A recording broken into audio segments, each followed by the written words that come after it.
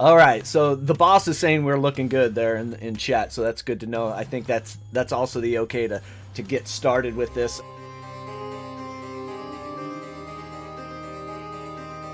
Thank you, everybody, for being here. Thank everybody sharing this virtual tabletop with me tonight and FeatherFall Tabletop community one-shots. We're back at it. This is the first one we've done in a while, so it's nice to kind of shake some of the rust off and share a table with others. Before we get into character introductions and game intro, we'll take care of some housekeeping. This is FeatherFall Tabletop. Thank you for being here. You can find us here on the internet at FeatherFall Tabletop. Check us out on Twitter, Twitch, Discord, link down below. If you want to be in one of these community one-shots, get in our Discord, ! I want in, and you can sign up and we'll get you in one. We got a couple. We have one that has openings right now. It is a Golden Girls themed one-shot DM'd by Jen, our very own Jen, who plays in the Gods We Know not one-shots, that's a persistent campaign. She plays in the Gods We Know on Tuesdays. She is DMing this Golden Girls one-shot. So if you want to be in that, do it. I think Sophie's already taken, but Rose is always there. She's always there when you need her. There's that. We have our one-shots. What else? We're sponsored by a couple people. A couple special people are sharing this table with us tonight. That's kind of fun. SkullSplitter Dice, you can check them out and promo code FeatherFall, and that'll save you 10% on all your dice needs. But we do have Found Familiar here with us, and they are our sponsors too. And the Bit Leader, the newly crowned Bit Leader. You can use code at checkout FeatherFall, yeah, and get yourself some discounts on some coffee. I'm sure they'll have a little spiel when we get to introductions, but we'll save that. Yeah. Our streaming schedule is trying to get all the housekeeping taken care of. We stream on Tuesday nights with The Gods We Know, and that is a homebrew campaign by Adam Aslamas. You can find many fine people in that game, and they are currently 3 episodes in. There's time to catch up before Tuesday night. Get on it. Check them out.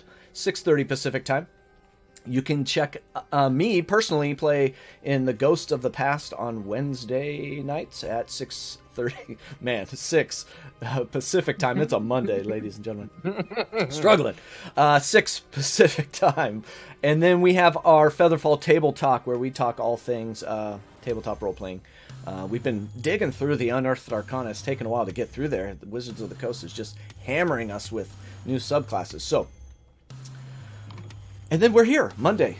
We got some one-shots coming up. I think the next one is on November 11th, and that is the said Golden Girls one-shot. So let's help fill that game and get it going. So that's the housekeeping. I'm done talking for a moment.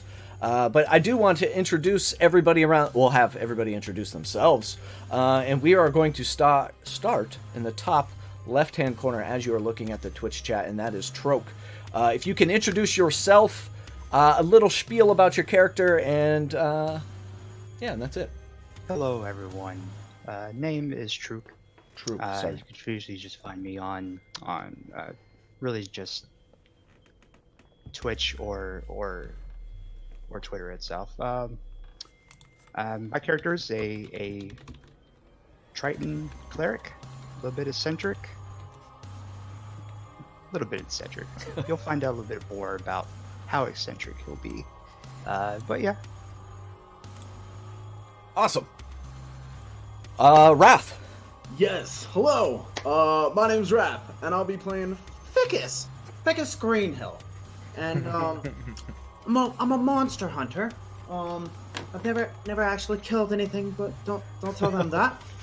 I'm a halfling, if you can't tell, and bardic by nature, which just really means that I like to drink a lot, and I sing songs when I'm drunk. So they call me a bard and put me on a team.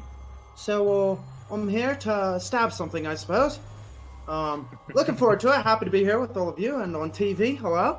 So yeah, should be fun. Awesome, Raph. Thank you. Aaron.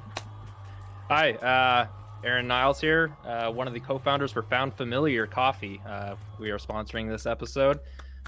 It's pretty cool to be here and hang out with everybody. Like I said, you can visit foundfamiliar.com/featherfall and use the code featherfall to get 10% off your first purchase. It helps out FeatherFall as well with that purchase. So if you're planning on buying some coffee, go through there, help them out a little bit as well. I will be playing Solomon, by the way. He's a half elf warlock. Let's get to the important stuff. Solomon, half elf warlock. He's got a bit of a strange patron. A patron he himself doesn't quite understand. A little bit terrifying to him, and he's just kind of figuring that out. Why he's getting these magical powers and why they're being bestowed upon him of all people. Awesome, thank you, Aaron. Last but not least, Lindsay. I am the other half of Sound Familiar. I generally speak in memes and gifs, so Aaron is the one that does most of the communication. If I could speak only in gifs, my life would be complete. I am playing Tess, a female wood elf, who is a rogue.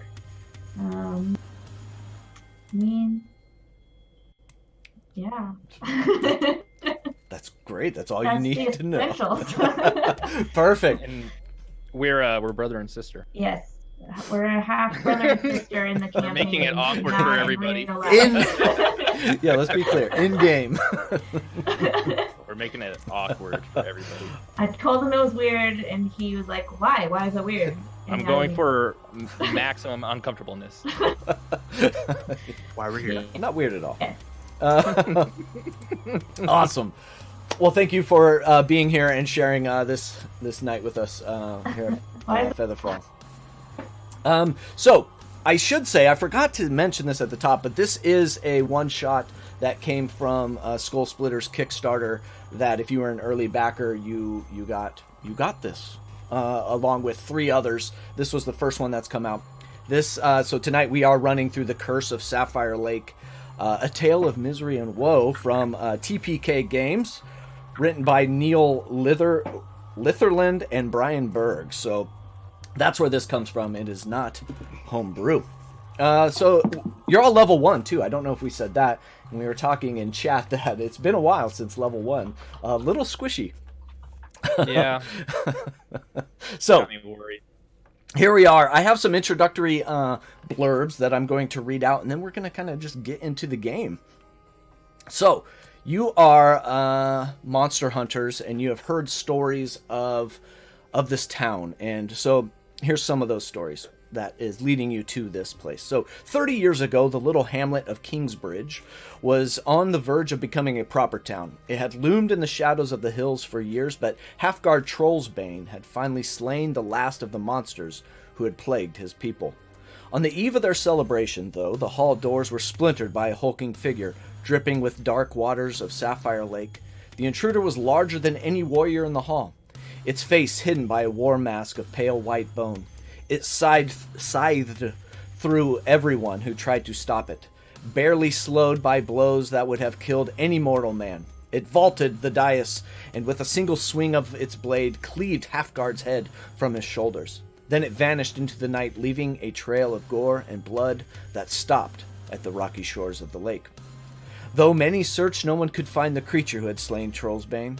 Several who went looking were found dead, and others were never found at all. Whispers began that it was no man they sought, but a vengeful spirit of one of the old kings that once ruled in these hills. With the death of their headman, no one had the will to stay in Kingsbridge any longer. Last year, Halfguard's son Siegfried gathered a band to rebuild Kingsbridge. The very image of his father Siegfried sneered at the legends that something haunted the ruins of the town. He brought his people to the place where he'd been born, and they set to work clearing, hammering, and sawing at the first of their fires, and songs seemed to keep the night at bay. But it wasn't long before things began to go wrong. Tools went missing, trees fell over recently cleared paths and roads. Food vanished from larders, and fires began unexpectedly. The people carried on, but they began to catch a sight of a strange figure in the night's mist. A huge man in tattered clothing, with matted hair and beard, his face concealed behind an ancient war mask of carved bone. Several brave adventurers have attempted to track this creature, But though some claim success, the thing always returns to harry the town. Worse, many hunters have disappeared or been found without their heads. There's real fear in Kingsbridge, and the people's courage holds on by little more than a thread. If peace does not come soon, Kingsbridge will return to shadowed ruins. Arrival at Kingsbridge. Though grandly named, Kingsbridge is a little more than a knot of homes huddled against the sides of a high hill. With an old-fashioned longhouse built at the summit, a huge lake sits at the south of the settlement, its bright waters a clear contrast to the dark pebble beaches of its shore. A dozen rocky spires rise from the shore, curving over the lake like the heads of ancient dragons, petrified by the morning sun. Most of the buildings in the settlement sag with age and rot, but many of them have been repaired with fresh lumber. No saws sound in the woods now, though, and no axes fall. Silence hangs over Kingsbridge and those few people who are about to clutch at daggers and axe handles with ever stirring from the forest. Though the sun is shining and the early summer day is warm, a chill of fear lives in this place. Sigils and runes have been drawn on trees and doors, but the protective inscriptions do nothing to ease the tension in the air. And this is what you see as you approach Kingsbridge. What would you guys like to do? Solomon just kind of like looks over the scenery and kind of like just takes in a little bit. It's a little creepy here. A little too silent. I'm in for a spooky haunted place. It's goddamn beautiful, to be honest with you. Holy Alright. shit. You can say that again. Oh, well, what I said is, it's kind of for a spooky place. It's goddamn beautiful. Did you hear me? He didn't mean say it twice. You can say that again. Oh, okay. Well, Okay, you see, hold for on. Hop frog, No, hop frog. Don't okay. encourage him. Don't encourage him, please. Oh, Huff Rug, sorry. All right, let's head in. Solomon's gonna start walking. after into you, town. brave soul. I'll pause on it and just kind of shake my head. All the two people who actually look like they're supposed to be here. Yeah. So as you are approaching into this town of Kingsbridge, there are no walls, there are no outer walls. There are forests that kind of circle around this. You can see to the south of it there is the making of a lake and the spires that surround it. You can kind of make it out through the forest. But as you are approaching into the town, you see most of the denizens of Kingsbridge are working hard and kind of paying attention, no attention to you, and paying most of their attention to their work. You do catch a couple side glares, but most people are starting to, or just keeping pace with their daily tasks. There are, some simple houses, and you do see up on the hill at the base of the mountain there, you do see what would be the big longhouse that you would think Siegfried, who you have heard about in your travels, would keep. That's where he would be. Is that where you want to head, or do you want to mingle? Someone's gonna turn to the group to say, "All right, well, it looks like the longhouse. Probably should go there. Do we need to stop anywhere?" I'd say we're Pick not up really anything. wanted here. I just think they're going about their business. Are We're they? not Are not they the heroes. monsters? No. And They're we're not looking the at us. heroes. They're looking at us like you should beat them up. It's probably me. Yeah. That's fair. Yeah. To the longhouse then. All right. Yeah. We'll just head to the longhouse. All right. As you kind of weave through the town, you see just more of the same kind of denizens, and they have not ragged clothes, but they are well worn clothes that just show of working people. And you kind of weave through the town, and you see the longhouse atop the hill. It's impressive, much more so than any of the other buildings. There is a snarling wolf's head and bear maws pointing in the cardinal directions to scare off spirits. Built of thick timbers and shingled in dark stone, the structure has barely been touched by the passage of time. The doors are freshly hung, though, and their frame is new, a testament to that night Halfguard Trollsbane died. The oak doors swing open silently, revealing a hall that's beautifully carved but silent, like a tomb rather than a place of revelry. A small group is gathered around the far end of the hall just below the dais of the high table, speaking in low voices. A broad-shouldered man sitting in a high-backed chair raises one scarred hand and gestures you forward. It's clear from his manner as well as from his mane of thick black hair that this is Siegfried, the Troll's Bane's son. Sorry, so many S's there. And yeah, he signals you in. The longhouse is pretty long. Imagine that. Ooh. And so there is a good set of distance in between the front door and where they are sitting up on this kind of raised platform. Okay. Solma will just continue forward, not really like looking at anybody. Maybe glancing up at Siegfried every once in a while, but kind of feeling awkward, like walking through all this. As he approaches him, says, "I take it you're Siegfried." Yeah. Yes, and what brings you four to Kingsbridge? We don't get many visitors. I mean, it still feels kind of silly to say it, but we're monster hunters. Ha, that's funny. So you, That's what I said. It's just funny. well, so you've obviously heard, rumors or things floating around about Kingsbridge. That brings you here. We heard about your father, and if what we heard is true, we're very sorry. Well, it is very true. It was in this room right here. Thank you for bringing that up so soon. But you know my name. Good. What is your name? Now, like feeling a little more awkward. Solomon, Solomon. Tess. Oh, he meant all of us. Yeah, well, it's only Right. polite. Oh, I'm Ficus, and this is Hot Frog.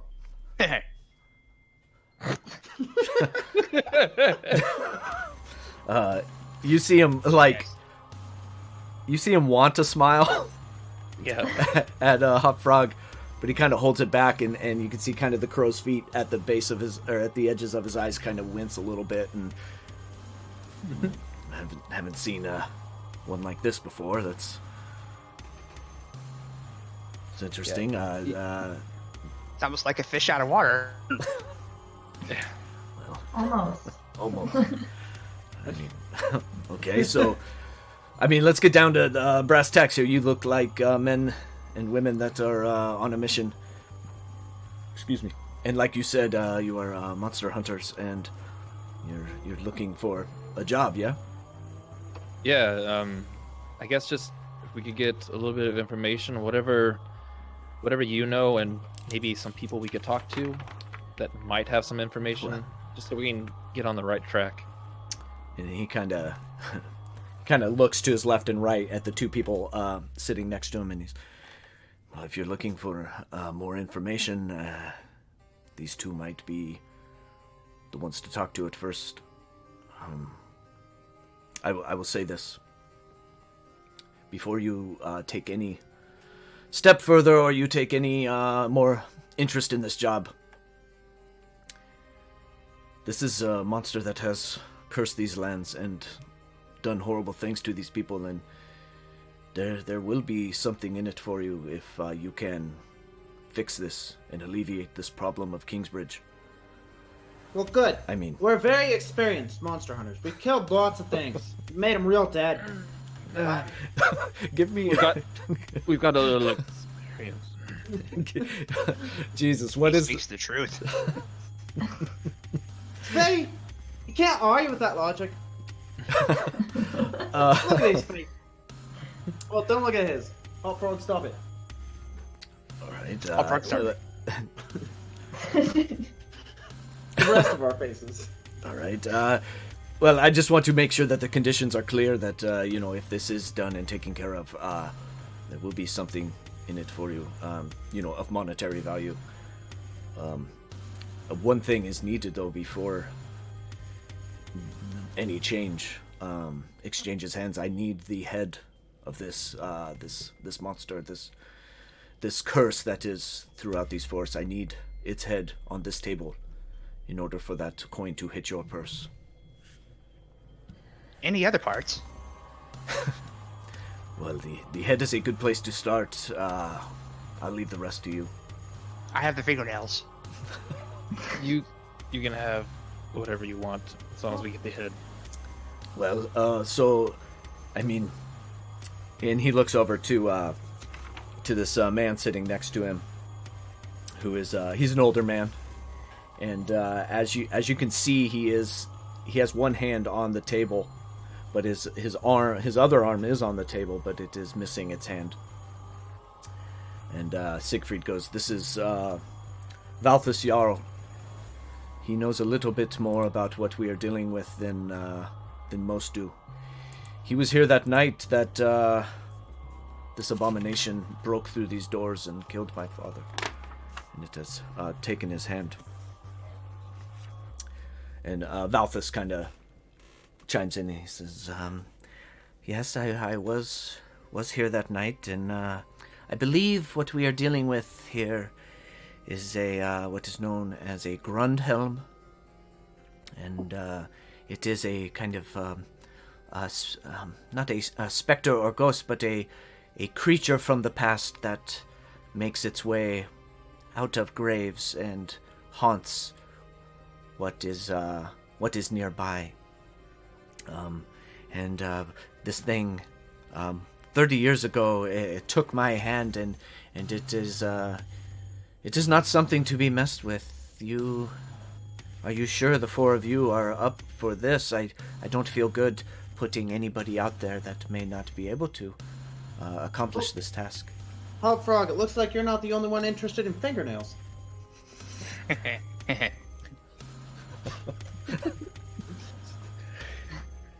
I think we're up to it. Okay. And as he starts to go into his next statement, the female sitting next to Siegfried, excuse me.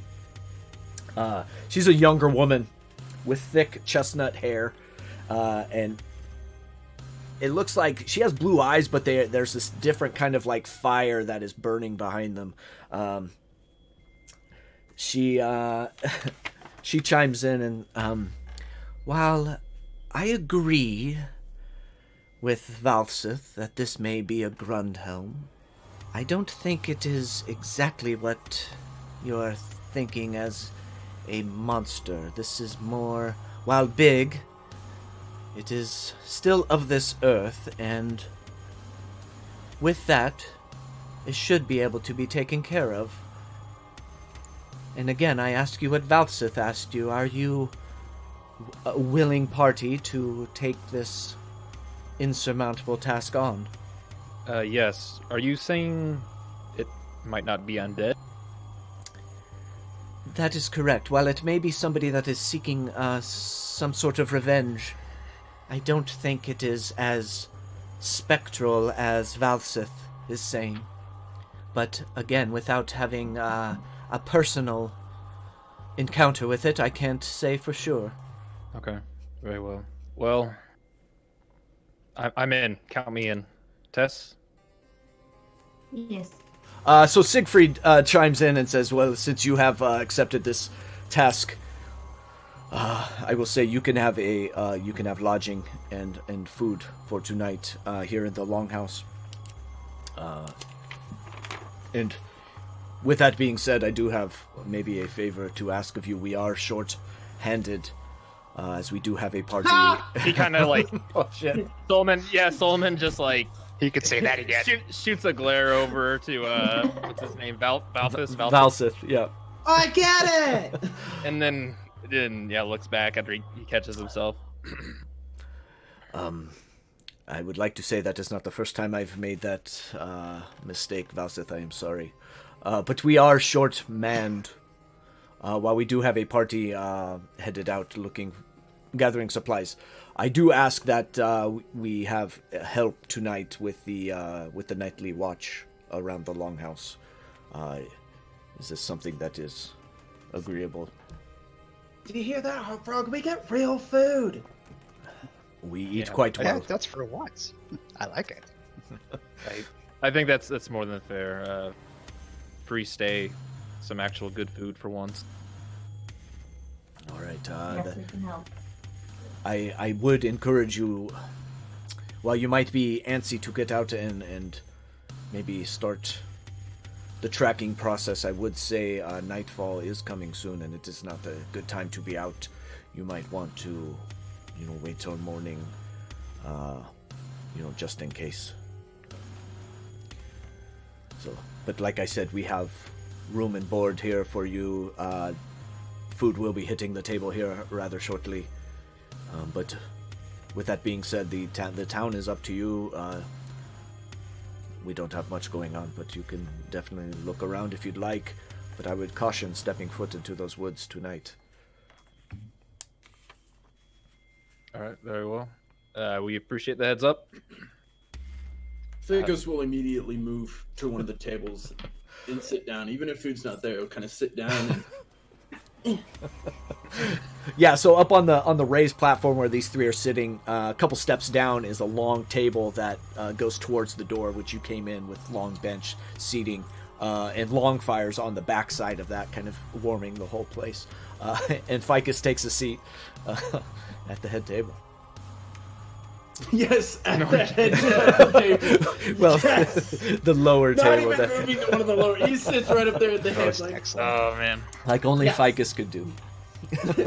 Well, us. Oh, but in here then. Yeah, Ficus, you have like an hour or two before food will come. I'm sure.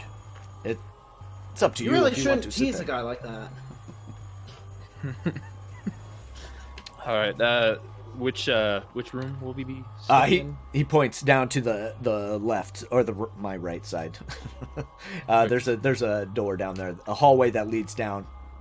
There's 2 rooms down there. I imagine 2 rooms is quite all right for you. Yeah, I think that will Don't be need more. fine. Okay. We like to put Hot Frog in his own room. Well, He's 3. he's really wet, Yes. so we try to quarantine him.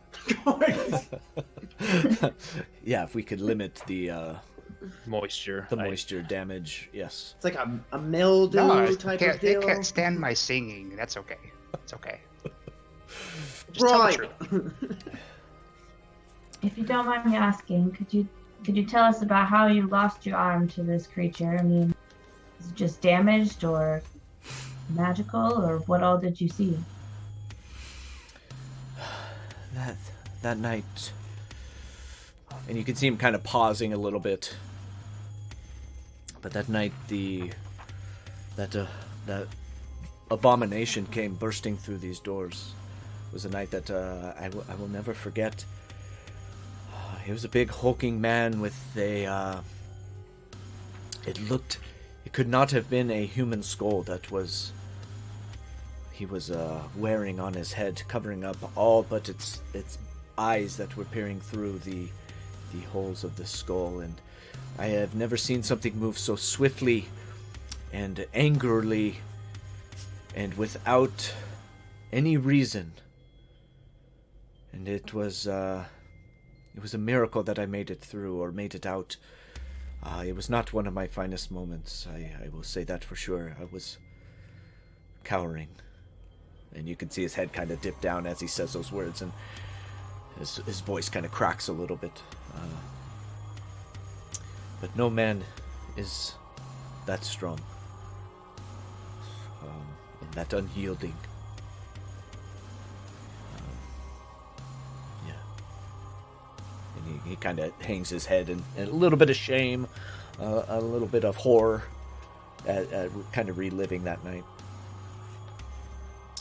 All right. Well, You'll thank have- you. We won't press it any further. I was going to say you'll have to pardon Valsith. 30 years of water running under the bridge is not enough to cure him of what ails him. Very well. All right. But Well, if you don't mind kind of leaving us, we have some things that we need to talk about. But, yeah, we'll get the lay of the town and ask around and see Well, we should start heading, I guess. Yeah, the dinner bell will ring when it is ready. So just keep your head out. Okay. Ficus, you listen for that? Oh, you got it, boss. All right. So are you guys heading out? Solomon's gonna turn and start walking out. Ficus will two-step to keep up with them. Hop dog will hop. It's in his name. All right, so as you guys exit the longhouse, go ahead and everybody just give me investigation checks. Let's do that. I just imagine Hot Dog like can walk perfectly fine, but just chooses to hop. Secrets. +1. That is a nat 1. That is Pam, a pam, 6 pam. for me. So I Six. got a 2. Aw. Let's start off this game strong, boys. First rolls, guys. Tess, what did you... 25. Say that one more time? 25. Wow. I don't have a DC that high. Solomon, what did you roll? That's 10. why we bring her. All right. She's actually good. at doing Yeah, this. she's actually good. She's the real I monster noticed hunter. things. So as you're kind of heading down from the longhouse that is up on the hill, Solomon, you see a young man with this big scruffy beard, kind of, and a big supply cart in his front yard, and he's kind of just stuffing stuff in there. Hop Frog and Ficus, you're kind of just more enamored with. I don't know. What would you be enamored with that would pull your attention away from the job at hand? Ficus You is have listening dinner to the, listening to the dinner bell. Yep. Did you hear that? Did you bring your flute? Yeah, so Ficus and Hop Frog, you're kind of, playing grab ass in the back and, waiting for the dinner bell, even though it's been, only 5 minutes. Yep. Tess, you see two different people kind of in the distance of the town. One is a man and a woman that are in their homestead, kind of fenced off area. And then you see what you would think as kind of a strange silhouette that is sitting on a stump, just staring out into the forest that is in between the town and the lake.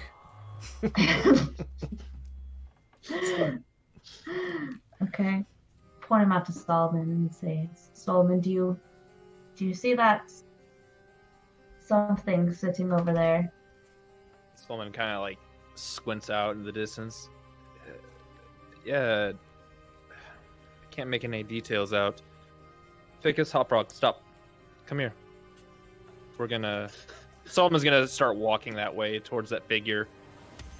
Ficus will do like the typical like smack him, like stop! You're embarrassing us. Yeah. Like Solomon's mostly interested in like why he's just staring out into the forest after hearing everything about the forest. Okay. All right. So as you approach and get closer to this silhouetted, you can make it out. It is a woman. She does have a dress and just this thick black hair that is kind of pulled back and braided down the back of her neck. Braided, but looks like the braids are old. Like they've been starting to kind of fall out and nobody's paid really any attention to it. Her dress is kind of ragged. She is barefoot. And she is saying something. She is singing. What you can make out to be a song.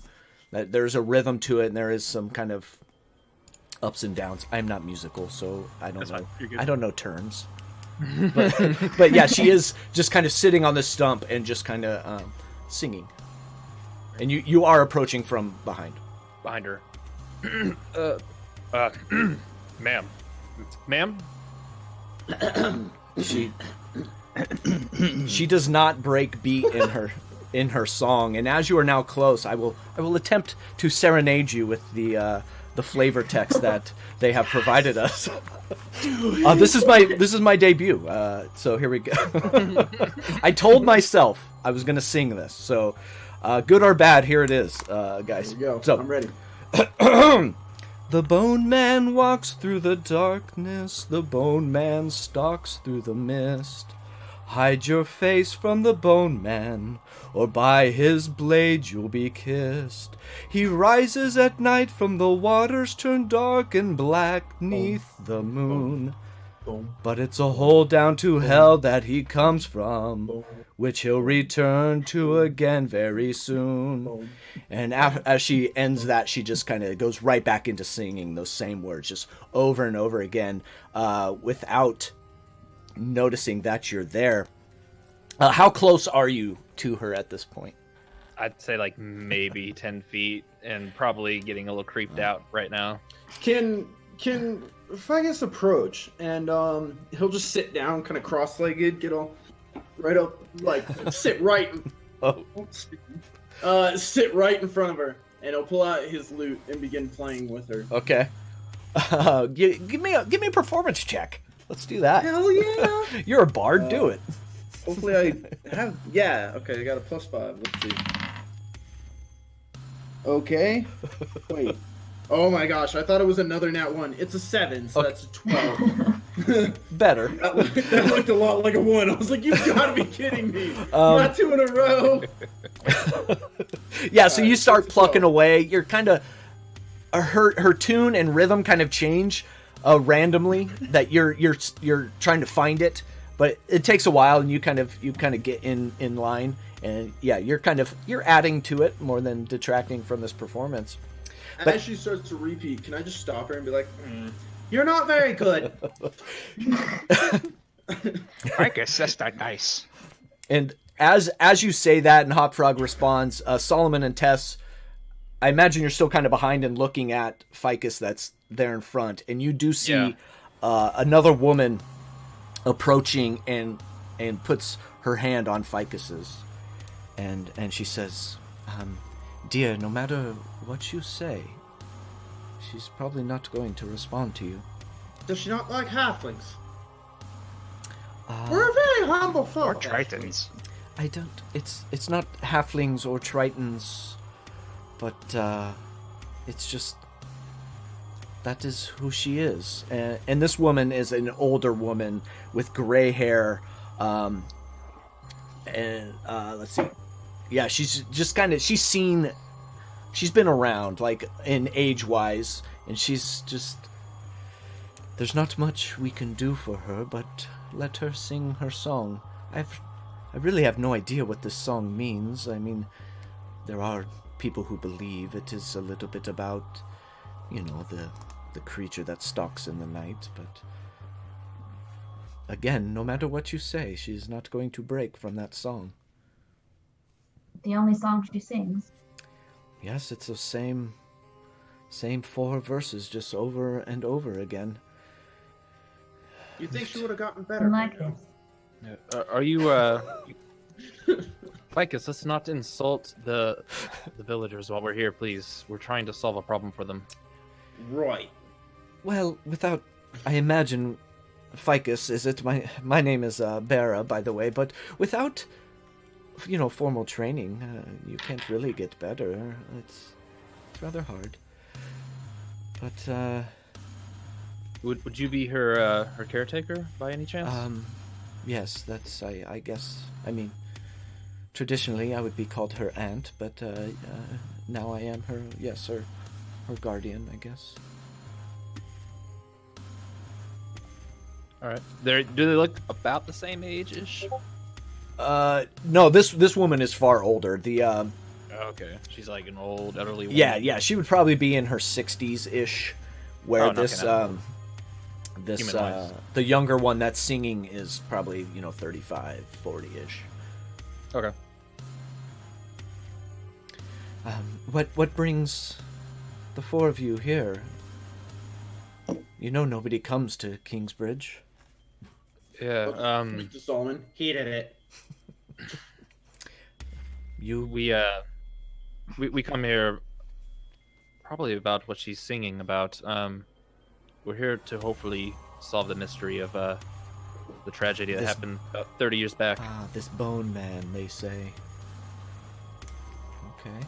Well, and you've talked to Siegfried, yeah? Yeah, we'll probably see him again later tonight. Kind of just getting our way around town and getting the lay of the land at the moment. Okay. Yeah, I mean, there's not much here in Kingsbridge. Like I said, not many people come, not many people really leave unless they are forced out, but it's quiet when we're not being attacked.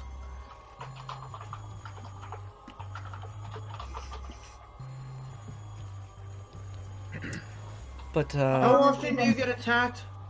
well, I'd want to say it's, every other night, but that might be, gracious. How long are we gonna be here, Solomon? Guessing however long it takes to solve this. How long ago was the last attack? Oh, that's it. I mean, we've been on a short reprieve. It's been, a night or two. Oh, crap. They're probably due for another attack then. Exactly. 2 days. It's 2 days. Yes. They'll be back Exactly. tonight. 2 days. Your math is getting so much better, Hop Frog. Keep at it. He's a quick study. Yes. We're only 3 off now. And you all are... So you've talked to Siegfried, and you've heard all about... And Hopfrog, is it? Yes. I've not... A frog name. I mean, don't take this offensively, but what are you? No one actually knows. I am Triton, king of the Merfolk. Oh, Jesus. And you are out here. That is... Are you a long way from home? Yes, my people wait for me later. I go out adventuring with Flipsy here. Flipsy? It's a nickname. We don't really want to dive into him. Yes, Flipsy. He's got a got thing for- Sunbeam and Tessa. He's got a thing for nicknames. Sunbeam? That is... These were not agreed upon nicknames.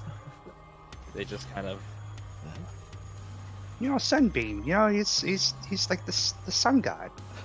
He's It's a bit of a man crush, actually, so it's best to just move on from this. Anyway, how long has she been singing like this? This is all she does? For how long? When she's not sleeping, she's singing. This is what she does all day, every day. The rest of the people have come to really just kind of ignore her and let her do her thing. I can see why. But So she is... Sure. Say again. Has she seen this creature? Well, that, I guess, is what we can assume. She was very young when the attack happened up in the Longhouse. So maybe, I don't think that's enough to solidify it within her mind. So maybe she is seeing what others are not in these attacks out on the outskirts of town. Solomon's gonna walk up to the woman that's singing and just kind of like lean over beside her and like get kind of close to her and ask, "Have you seen the Bone Man?" Like almost directly into her ear, like kind of whispering it. You can. She acknowledges that you're there, and she turns and faces and catches eyes with you, and Creepy. does not miss a beat lyrically, and just keeps singing. Ugh. And she does one verse staring right at you before she turns and looks right back out into the forest. I like her. Is there any way I could like get anything out of that, like with an insight check? Yeah, give me an insight check. Let's. And also, while we're waiting here, I would like to, as a ritual, do detect magic around her Okay. while we're waiting. 15. 15 on the insight and detect magic. We'll start with the detect magic. You don't detect anything. There's nothing pinging on your radar around her. And with this insight check, you do see, now that you're kind of like engaged in locked eyes, you see where her and Bera are related. You can see those same kind of curvatures of their face and the coloring of her eyes, and the shape of their nose. You see the kinship there. You get a better look at her kind of overall being, and her feet up past the ankle are just kind of like mud stained.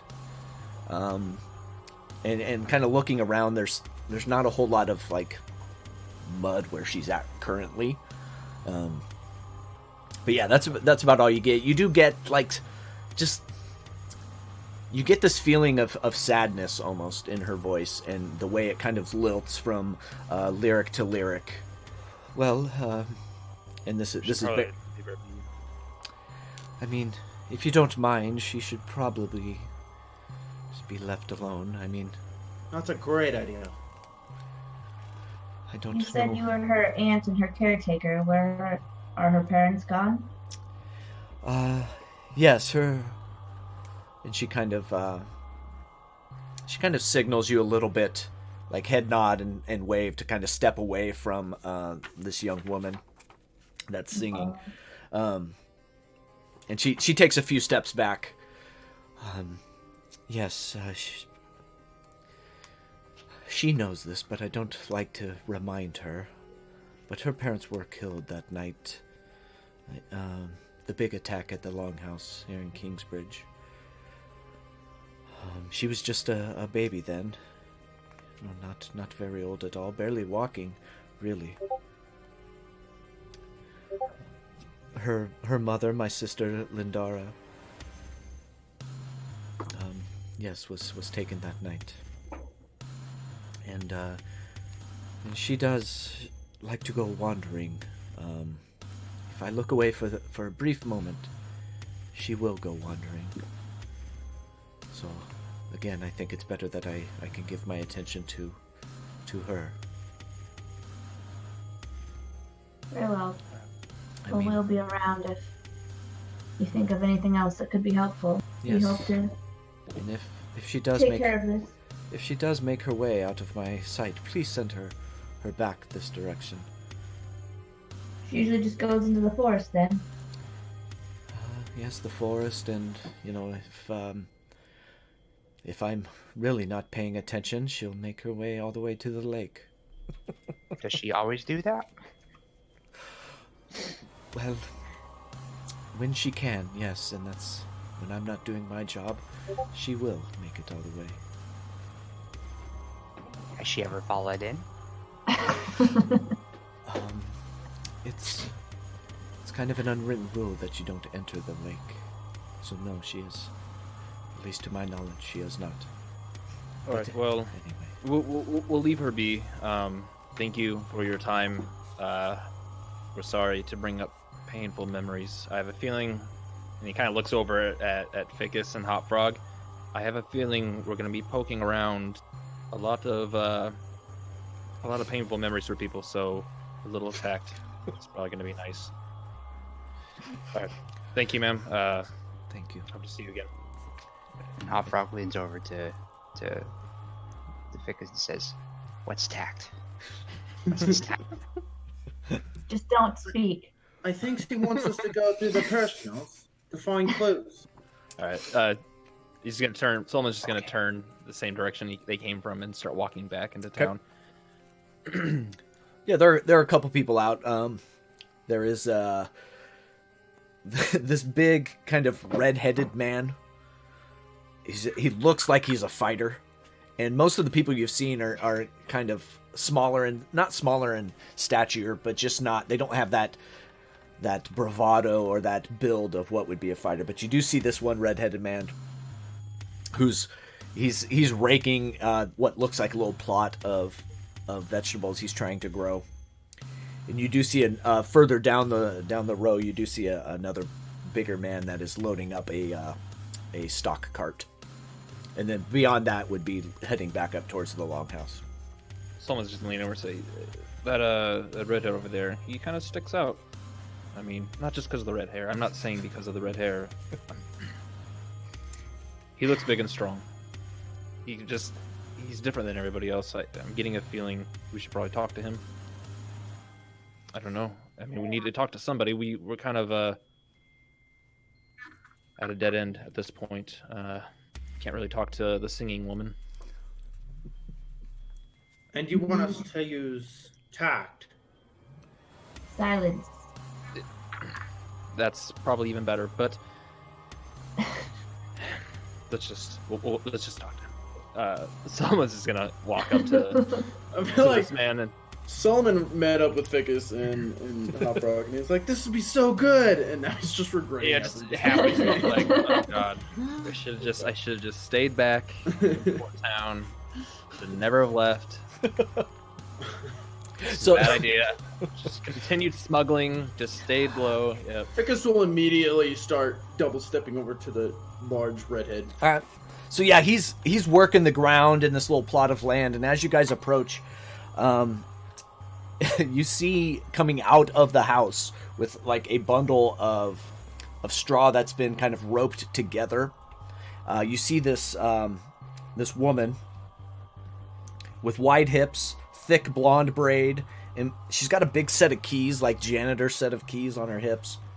She's got a heavy bladed knife on the other side, and she's coming out and getting up on a step stool and placing the straw up on the roof where it seems to be damaged or have been damaged. What you can tell would be like fire. It's got some char marks around it, and then he's just vigorously working this land. Pardon me, good sir. Can I have but a minute of your time? Yeah. What do you need? Aye. My name is Ficus, and I'm using tact to approach you in good behavior and well standing. I'd like just a moment of your time. Ficus. That's a funny name. Can you just get to it? Kind of busy. Yes. My friend wants to talk to you. And he'll point at Solomon. Beat red at this point. He just gives a thumbs up to Ficus and says, "Good work." Okay. We're here investigating some weird happenings in this town, dating back as far as 30 years ago. Yeah, you're talking about the attacks at night? Yeah, the attacks. We'll just cut to it. The attacks. Do you know anything? Yeah, I mean, While they're talking, I want to grab Hop Frog and head over to the lady. to the woman that's Doing yeah, that, yeah, they're probably about 15, 20 feet apart, but in the same kind of yarded area. Yeah, so you head over there. Okay, we want you to carry on two conversations Yeah, right now. At the here we same go. at the same time. Do this, please. I can do it. Hop Frog is just gonna keep a hand on the woman, just casting guidance all the time to help her singing. No, you're still at the woman. Oh god, we left Hot Frog! Damn it. No. Hop Frog catch up. Keep his moisture over there. I'll Yeah. run back and get Hop Frog. Well, as you can see, my wife God damn it. is up there fixing the roof that happened 2 nights ago. You know, what do you want? What do you want to know? What caused it? Was it a lightning strike or? Lightning?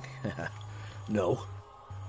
These arrows that are lit on fire and flung from deep within the forest that strike a house if it may, and it did.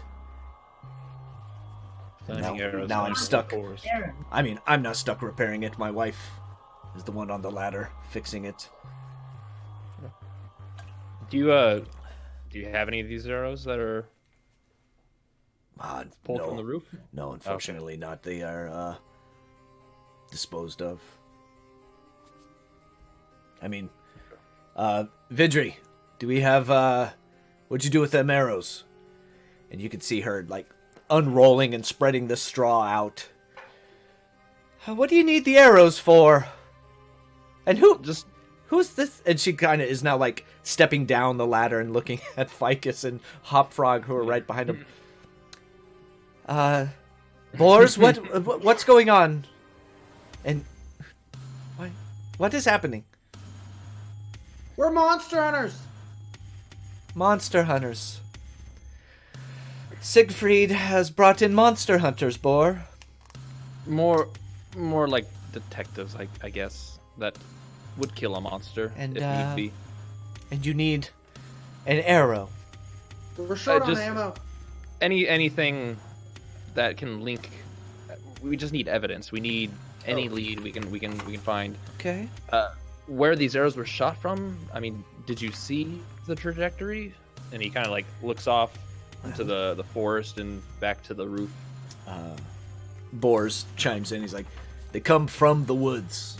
It doesn't matter where, north, south, east, west. It's just different spot every time. Okay. I mean, and Vidri goes inside the house and she comes out. She is holding one arrow, a singular arrow shaft.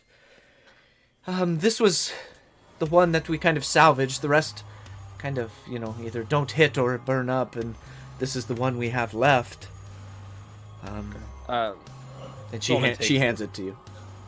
Does it look finely crafted, just like a regular arrow, or does it look kind of Yeah, give me a history barbaric? check. Give me a history check. I think I'm terrible at. Oh, I got proficiency with it. Nice. Good. Non-nat 20. Ooh. What do we call those? Dirty 20s here? Dirty 20s? Yeah. Yeah, we'll do that. Yeah, so you could tell the shaft and the arrowhead itself have the makings of what would be weapons and material found on like warriors, like somebody who is equipped to be a fighter, equipped to be a killer. Okay. It's very fine craftsmanship and make. Okay. He just kind of twirls it around in his fingers. I mean, we could probably rule out goblins or any of the normal folk and monsters that live in these forests. I'll say too, as you're kind of looking through it and twirling it within your hands, you can see it has. There are. How do I want to say this? There are some like dirt, and it is kind of, while it is well made, it is kind of old, and maybe Weathered. it's got a little weathered. Perfect term. Let's say weathered. I mean, I guess a goblin could pick this up and fire it. I mean, it's kind of hard to tell if we can't compare it to the Goblins. other ones. You were saying this is fired from a goblin from hundreds of yards away? I don't think so. We're shooting in the dark here. I'm sorry. We're just starting up this Shooting investigation. in the so- dark. This guy. Oh God. Well, whatever it is Yeah. coming in and lighting up our rooftops and kind of just keeping us on edge. And you said you are here to kind of alleviate us of this? Yes, yes. Supposedly. It's the plan. Good. Maybe we can finally get some work done around here and Kingsbridge can grow to its proper size. Is there anything strange about Say that. magical fire? Was there anything strange about the fire? Well, I'll Just- tell you. Just fire? Yes, it was warm and it burnt quite well once it hit the roof here. But as far as like it went out with water, I don't know magical. You could tell Yeah. she's got kind of a sass to her voice. She is very kind of prickly. We did take her away from her work, so. All right. Well, if there's nothing else that you care to share with us, then I suppose we could leave you. I You probably hesitate to should. say this, but Ficus, Hoprog, do you have anything to say, Tess, before we leave? Have a good day. It's probably better that way. And she immediately turns and heads up the step stool. Starts getting back to work. Okay. You could see Boars is just head down and just kind of working the same at it. spot. He hasn't really moved. So in between where you're at now, there's that one other that person, kind of a bigger man, who is stuffing the cart with supplies. And then the Okay. longhouse. Solomon, the I longhouse. feel that all the men here are large. Perhaps. I Even mean, some of the women, I presume. Possibly some of them too. well, Should we go talk to every large man here? we That guy might end up looks talking interesting. to everybody in the. Okay, and I'm imagining you're probably running off to him already. Someone's gonna Sure, follow him. might as well. Let's go. Let's go.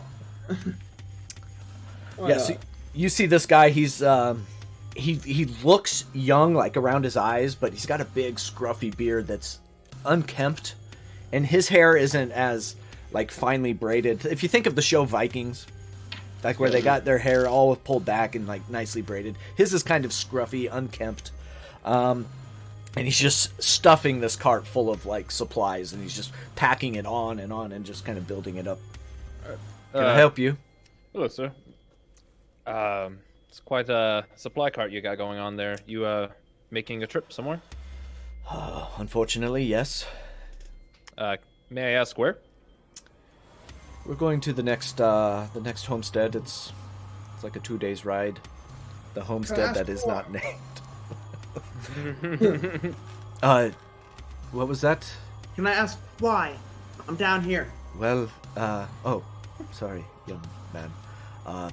You know, we have to make a living. We have to get supplies. We can't Survive. grow. We can't. Yeah, that's a perfect way to put it. Yeah. Right, yeah, I totally feel you. This is the smartest guy in this town.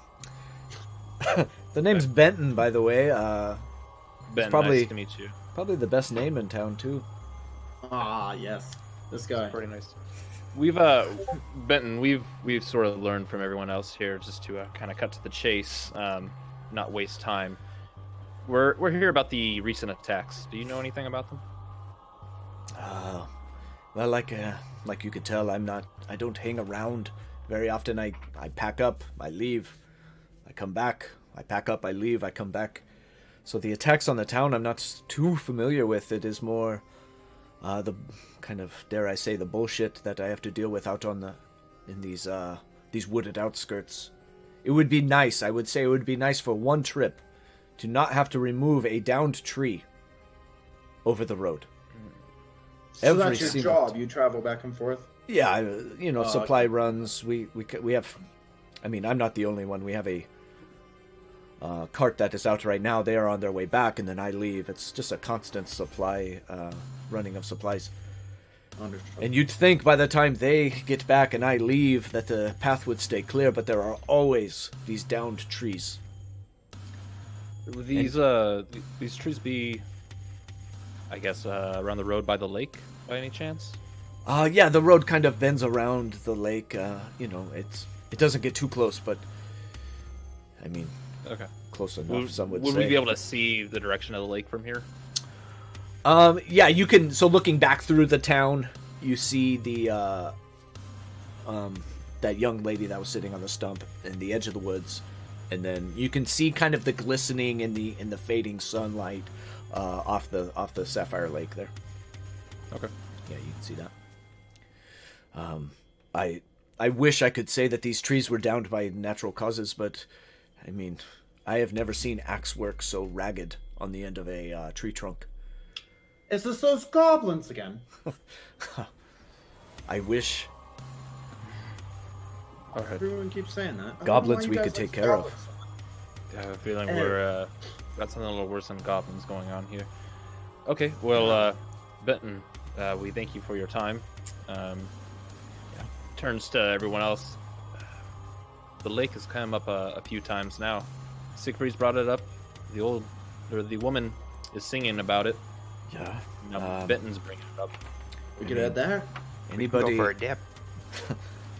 Anybody from go for a dip? That is. Anybody from Kingsbridge knows you don't go for a dip. I mean, Why the only not? one that ever makes it down that far is that crazy young lady that's always singing that same stupid song. What keeps Have you them seen her away? do that? What keeps the people away? That is the threat of being murdered. I mean, you have to traipse through these woods to get to that lake. You don't And know. that's when people die. Well, when people do stupid things, people die. You are a quick one there, Ficus. We are in trouble, Hop Frog. I don't believe it. I want to go to the lake. New plan. We send Hop Frog to the lake. Benton Oh yeah, kind of scale mail and everything. It's great. It's great. Benton raises his hand and points to the lake, and he then immediately goes in and grabs another like sack of potatoes and just starts loading the cart. Well, there have been stupider men. We heard Siegfried. It's going to be worse at night. Join him on the trip. Just leave. Yeah. Should we just go with him? I'd rather deliver potatoes at this point. It's a great adventure. We're now potato farmers. And at this point, you do notice the sun is now going behind the spires that you can see on the other side of the lake, and what was once a glistening lake with the fading sunlight is now starting to turn black So we're losing sunlight. Okay. as the sun begins to set. Perfect. No, that's not perfect. It's getting dark. Yes. Dinner time's got to be so close. Oh, yes. And dinner as time. you say that, you do hear this bell thinking of just that. start to ring up towards the longhouse. What you can imagine would be. Figgis is like eagerly, like, and with every ding, he's just looking at Solomon, his eyes getting wider and wider, like a waiting. Lead the way. Lead the way. Just let's go. Aye, Captain. He'll turn and kind of double time walk, even though he's just as fast as them. He's Yeah, we'll headed follow. up back to the longhouse. Yeah, you make your way back up into the longhouse. Siegfried, Valsith, and Ilaria are up in their raised kind of table. Huge spread there. There are a number of other people that are seated at the tables that are down below, and it again is a full spread. And we'll kind of fast track through dinner here. If there's anything you want to do, let me know. But otherwise, I'm going to kind of montage the dinner scene. Yeah, you guys eat. You guys kind of pick up on some of the conversations around you of the doubt that anybody can alleviate this affliction that is in Kingsbridge, and they're surprised that a group is here to take care of it. Dinner happens, food's cleared, and you guys make your way to to your rooms. Okay. Before you do, Siegfried does bring up, again, we could use some help with the night watch if you wouldn't mind. Yeah. No, absolutely. We can take turns. We can do a few hours at a time. Yeah, I mean, however there will be a couple guards posted throughout the night, but any more eyes the better. It has been a few nights since the last attack, so it could be any night now. Very well. Okay. Where can we meet you if we send help during the night? Well, I will be in my quarters, and he points just right behind that raised dais that they are dining around. My quarters are in there. And then he points to the right, up on the raised platform. There are some stairs that go up to the balcony that I should have said you saw as you approached the longhouse. But there is like a little walkway, catwalk around the upper edge of the longhouse. That is where you will take watch. Figgis will kind of speak up and be like, Hot Frog and I can take first watch. Okay. Well, Very well. my sister and I don't really sleep per se. We don't need much rest. Oh. So maybe like That's 4 right. You hours. guys can just take the full watch. Again, I don't really care how it happens. I just ask that, as the price for the lodging, we get somebody watching. Absolutely, we understand. Okay. Take us Hot Frog. If you want to take this first one, then by all means.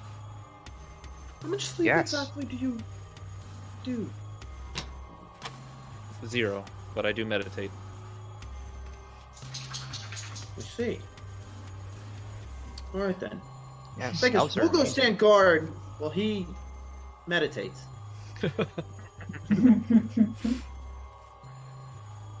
Okay, so are you guys heading up on the So Solomon Oh, yeah, and right Tess, on. are you going to meditate and? Yeah, we're just gonna go into the room and Okay. and Put that in relax. quotations. Right. Yeah, that We're was weird. brother and sister, dude. Are you going to Rob. meditate? Yeah. Whoa! I'm just reading between the I want to lines go here. meditate. Stop meditating. Don't disturb me while I'm meditating. Ew, he's Told you not to meditating bother in me. his room right now. All right. So Solomon and Tess are down meditating. No air quotes. Ficus and Hopfrog, you guys go up on the balcony. Do you want? There's of the 4 directions, north, south, east, west. Which one would you like? In which direction is the lake? That Yeah, would be Hopfrog to the will south. Definitely South. go south then. Okay. He'll look Alright. south. He's just gonna walk. Beeline. Sorry, I Alright. meant look. It's like I just Just- walk south. I just need to be in this lake. Until I get to something. All right. Drying it out. If he's watching south, then I'll watch north. All right. And we'll So just you- yell across at each other All is well. in the middle of the night. Just, what are you doing?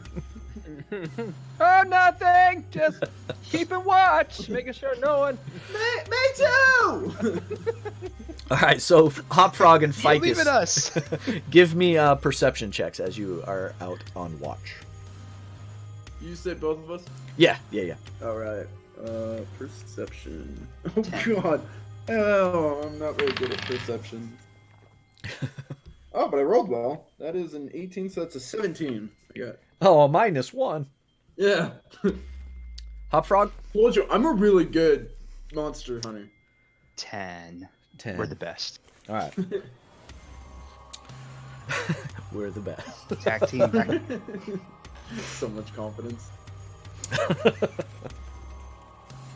All right. So as you guys are out, the sun has set.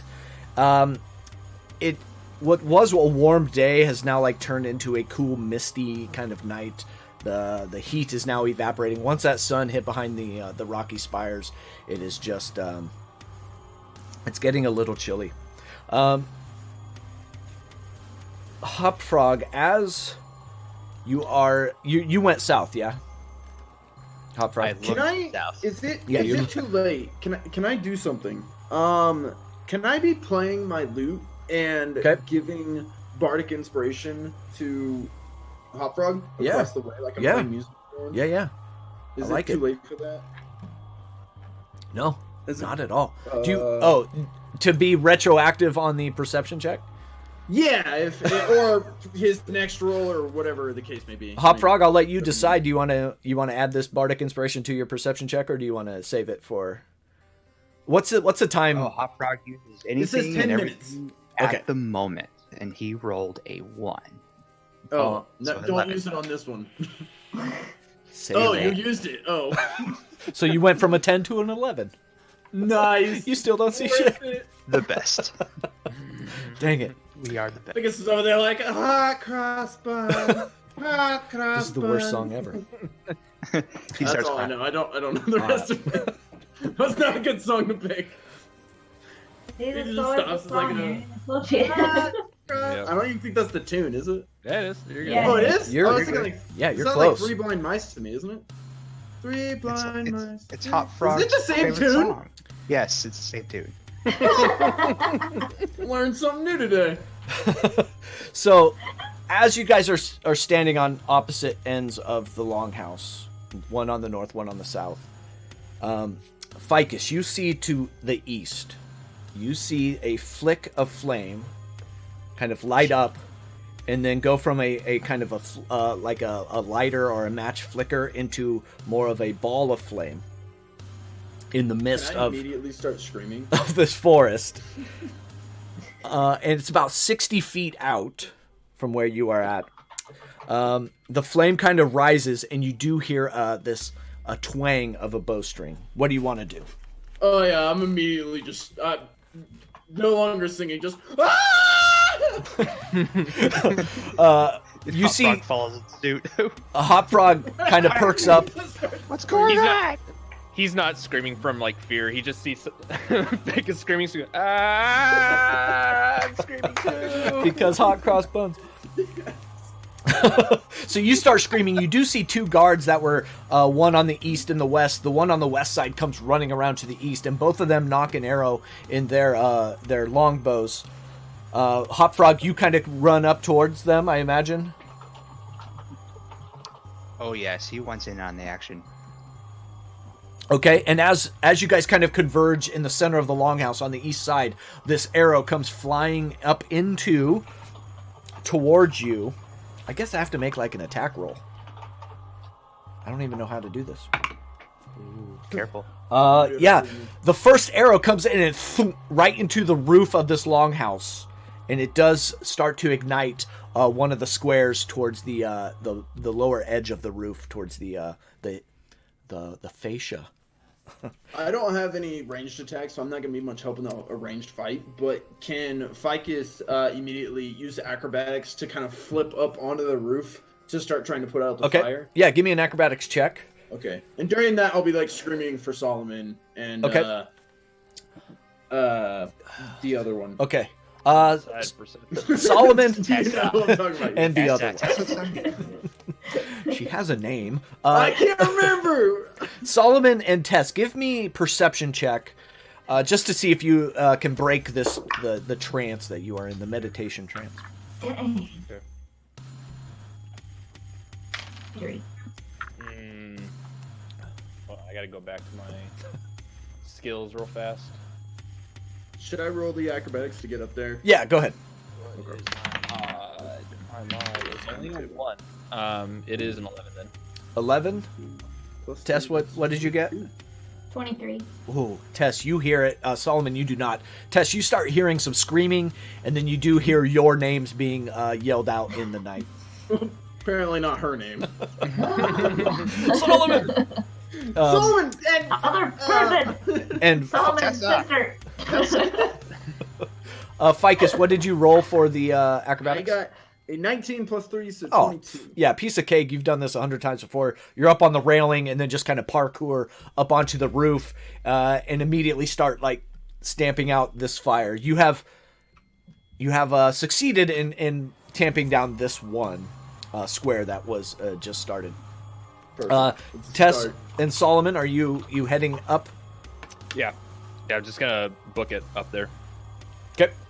Yeah, you see the scene of Ficus parkouring up off the railing onto the roof and padding down. You see Hop Frog. What's Hop Frog doing?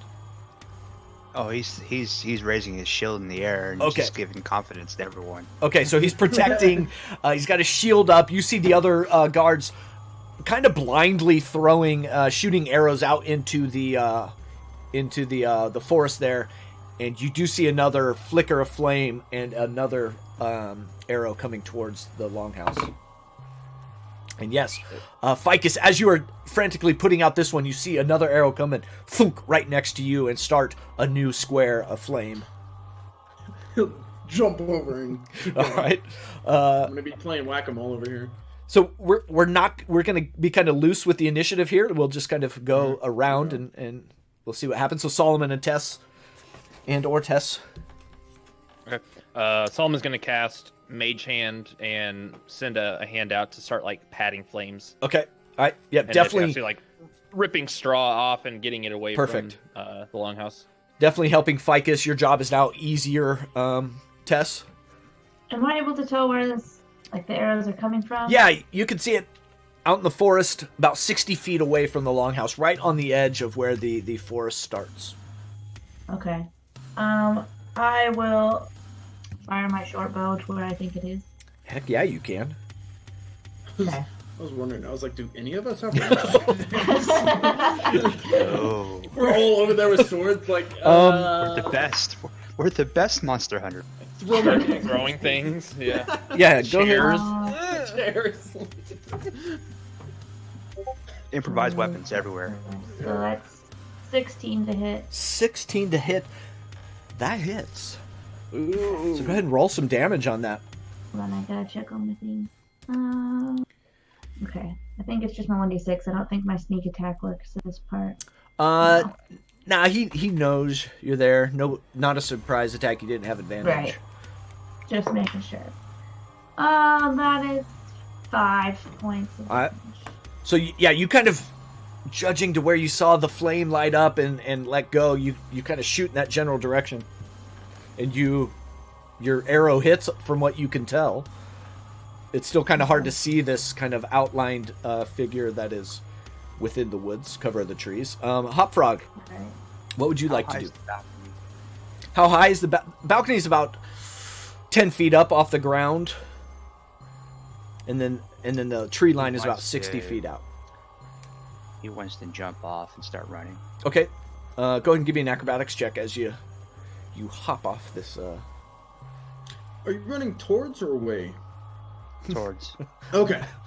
Come on, you guys are monster hunters. Sorry. Going Good to question. Good question. I want to make sure. Straight to the lake. Now is Okay. our cleric charging into battle? Oh you god. know it. I got an 8.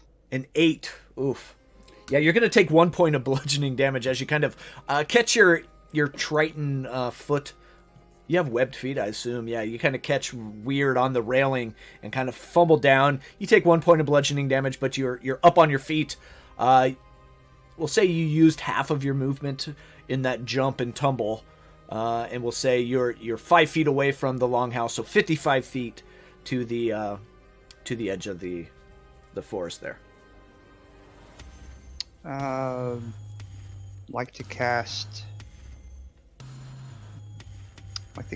light on my shield. Okay. Try to go as far as I can. Yeah, what's the radius on light? I can't remember. It is 20 feet. Okay. Direct and then 20. Okay, and how many more feet of movement do you have? It's 30 total. 30 total, so 15 more feet. That gets you to... You're about 40 feet away from the edge of the...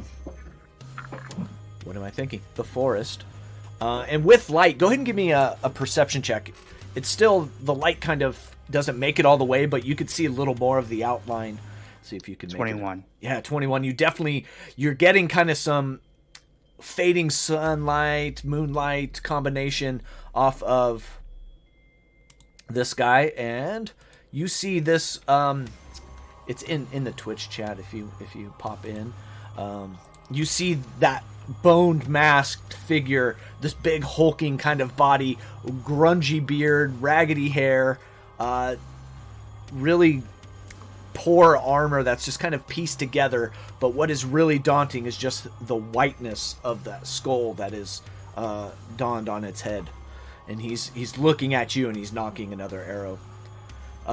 Is that all of your turn? He's gonna yell out, "Bone Man! Bone Man!" Ficus, what would you like to do? So I see this screaming, running fish with a ball of light headed towards the woods, screaming "Bone Man."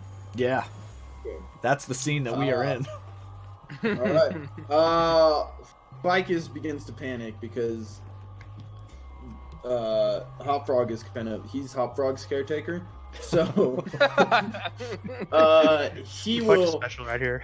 he'll kind of cinch up his gear like, oh shit, here we go, and he'll run and jump over the wall as best he can. All right, give me an acrobatics. Okay, I'm good at acrobatics, so that's 13 plus 3, that's 16. Yeah, you're able to like bound off the roof onto the railing, kind of flip in the air, 3-point landing, and you're up and moving. We'll say it used half your movement to kind of make that whole somersault. Okay. And you are 55 feet out from the edge, 15 feet away from Hop Frog.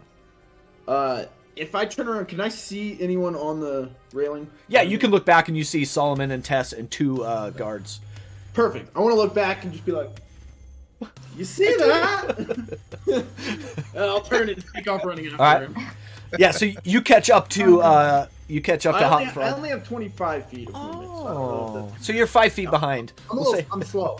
You're 5 feet behind Just like Hop- chasing after Hop Frog, Hop Frog! whose shield is emitting this light that is kind of creating some shadows into the forest, but you do see the same figure, this white, almost pure white, glowing skull that is out there.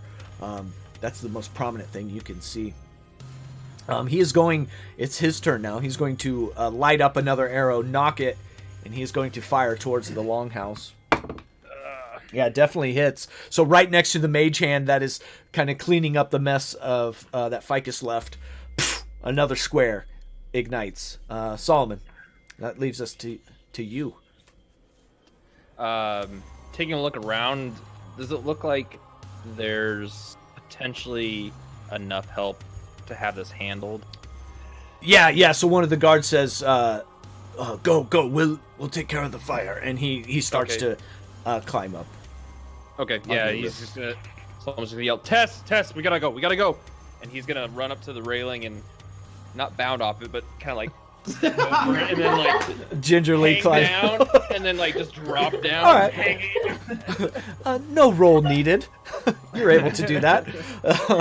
Again, so because you didn't run and jump, we'll say you used 10 feet of movement to get down onto the ground, and you are right at the edge of the longhouse, so you're 60 feet out from the woods. Okay.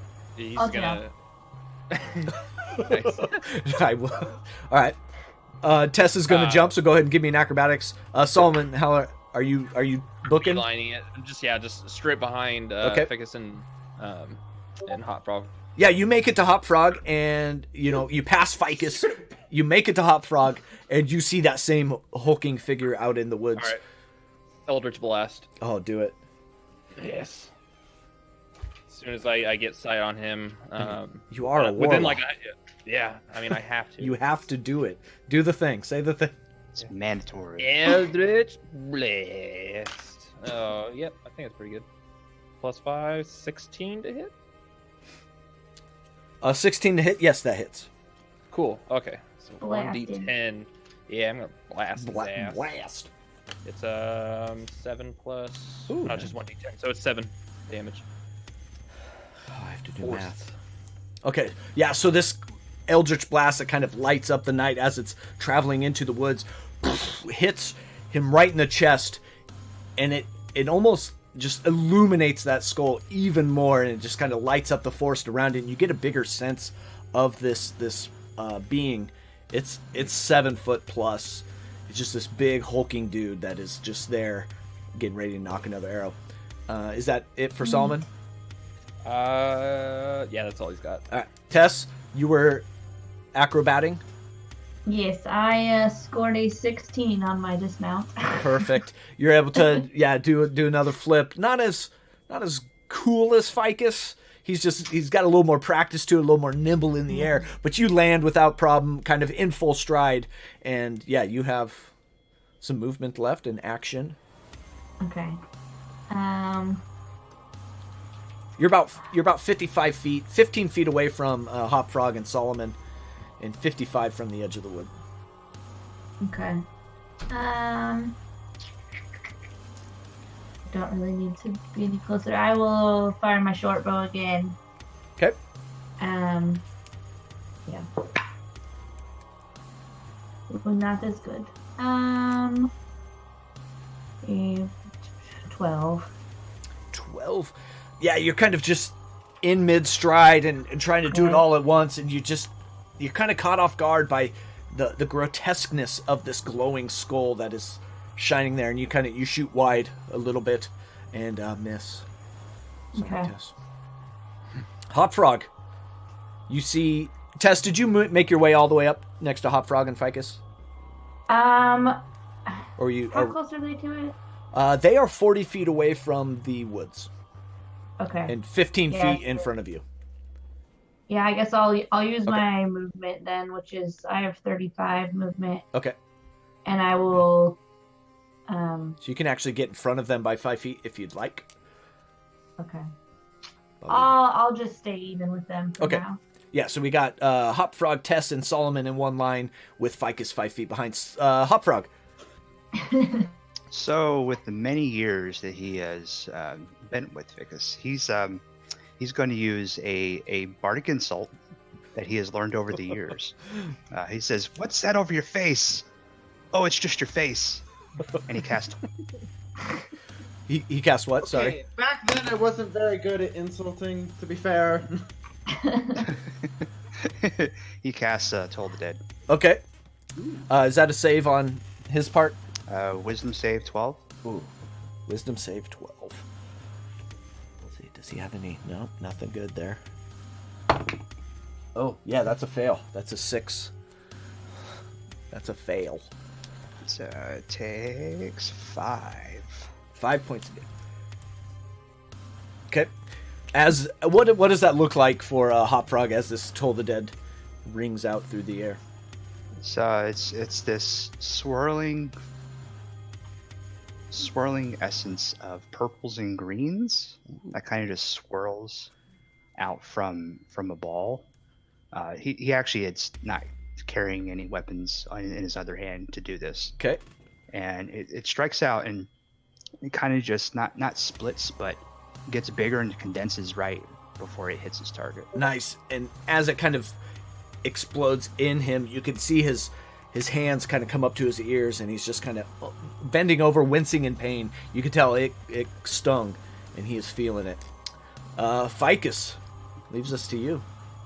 All right. You are 45 feet away, and 5 feet behind the rest of your party. 45 feet. Okay, perfect. Can I move? Top Frog, you didn't move it, all right? You're still right there. Oh, sorry. He would have moved up as far as he could. Okay. Hop Frog would have. Yeah, that's what he said. So, Okay. I'd like to move my turn. I'd like to use one action to move as far as I can, my 25 feet. Okay. And then, Yeah, you are 15 feet out from the tree line now. Perfect. Hearing Hop Frog insulting him, I'd like to cast Vicious Mockery. Ooh. And just start cussing this dude out. He's I kind don't of know who this dude is, but I'm like, you rat bastard, son of a bitch! yeah, he's just recovering from that ringing and the swirling matter that came in front of his face. What is the save on a vicious So mockery? wisdom Oh. needs 13 or higher. God, you guys and your wisdoms. No, that's an 11. So he is viciously mocked. Okay, it's a 1d4 of psychic damage, and I don't know what I got. I got a 4. Cool. So I got a 4. Yeah, I'm just Nice. cussing this dude as I'm running across All right. the field. Yeah, you kind of catch up right behind Hop Frog, stop in your tracks, throw out these insults. He goes from his ears ringing and kind of bending over, and he takes his longbow and he throws it down, and he starts running back into the woods. So he's going to use his action and movement, and he takes off into the woods. Solomon? I'm only gonna go as far as Hop Frog. If I can still see him, like this wooded area is gonna be kind of hard. I'd Eldritch Blast him out to 120 feet, but Yeah, you can use your movement, get close to him, to your Hop Frog and Ficus, and you can throw an Eldritch Blast if you like. okay, yeah, I'll just throw another Eldritch Blast. Okay. That one. That one. Oh, that one. Yeah, Yep. some underbrush that you couldn't really see just kind of snuck up on your Eldritch Blast and took the brunt of that damage. Through that, though, you do see some illuminations into the woods, and you see this guy is like bounding over down trees and tree stumps and the underbrush, and he is boogieing out of there. Anything else, Solomon? Nah, he's just gonna kind of like slow down at this point and stop. Okay, Tess.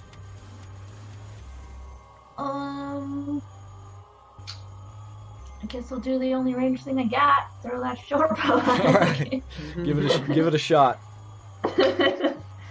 Yeah, that'll hit. I rolled an 18 plus 5. Yep, So. definitely hits. Jeez. Just snipe. Oh. Sniper shot. That 8 points of damage. 8 points of damage. All right, yeah. So he takes another shot. He's still getting out of there. Hop Frog. He's going to keep pursuing. He's going to dash. Okay. See if he can close the gap. All right. Give me as you kind of break into the edge of the woods. Give me an acrobatics check. Just it's dark. Do you have dark vision as a Triton? I do not. That's why I casted light. Okay, yes, you do have light, but still athletics check nonetheless.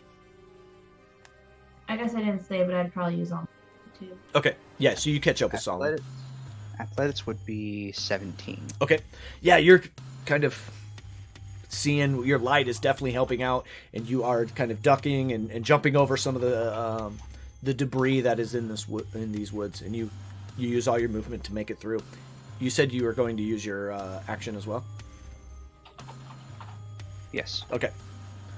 Ficus, you see Hop Frog just kind of... You see the emanation of the light, but you just see his silhouette because that light is pushing out in front of him. But he does kind of break on into the woods. Ficus will come to a skidding stop in the dirt and grass right at the tree line. And he'll look in and he'll be like, well, Hop Frog's dead. And he'll turn around and start walking back to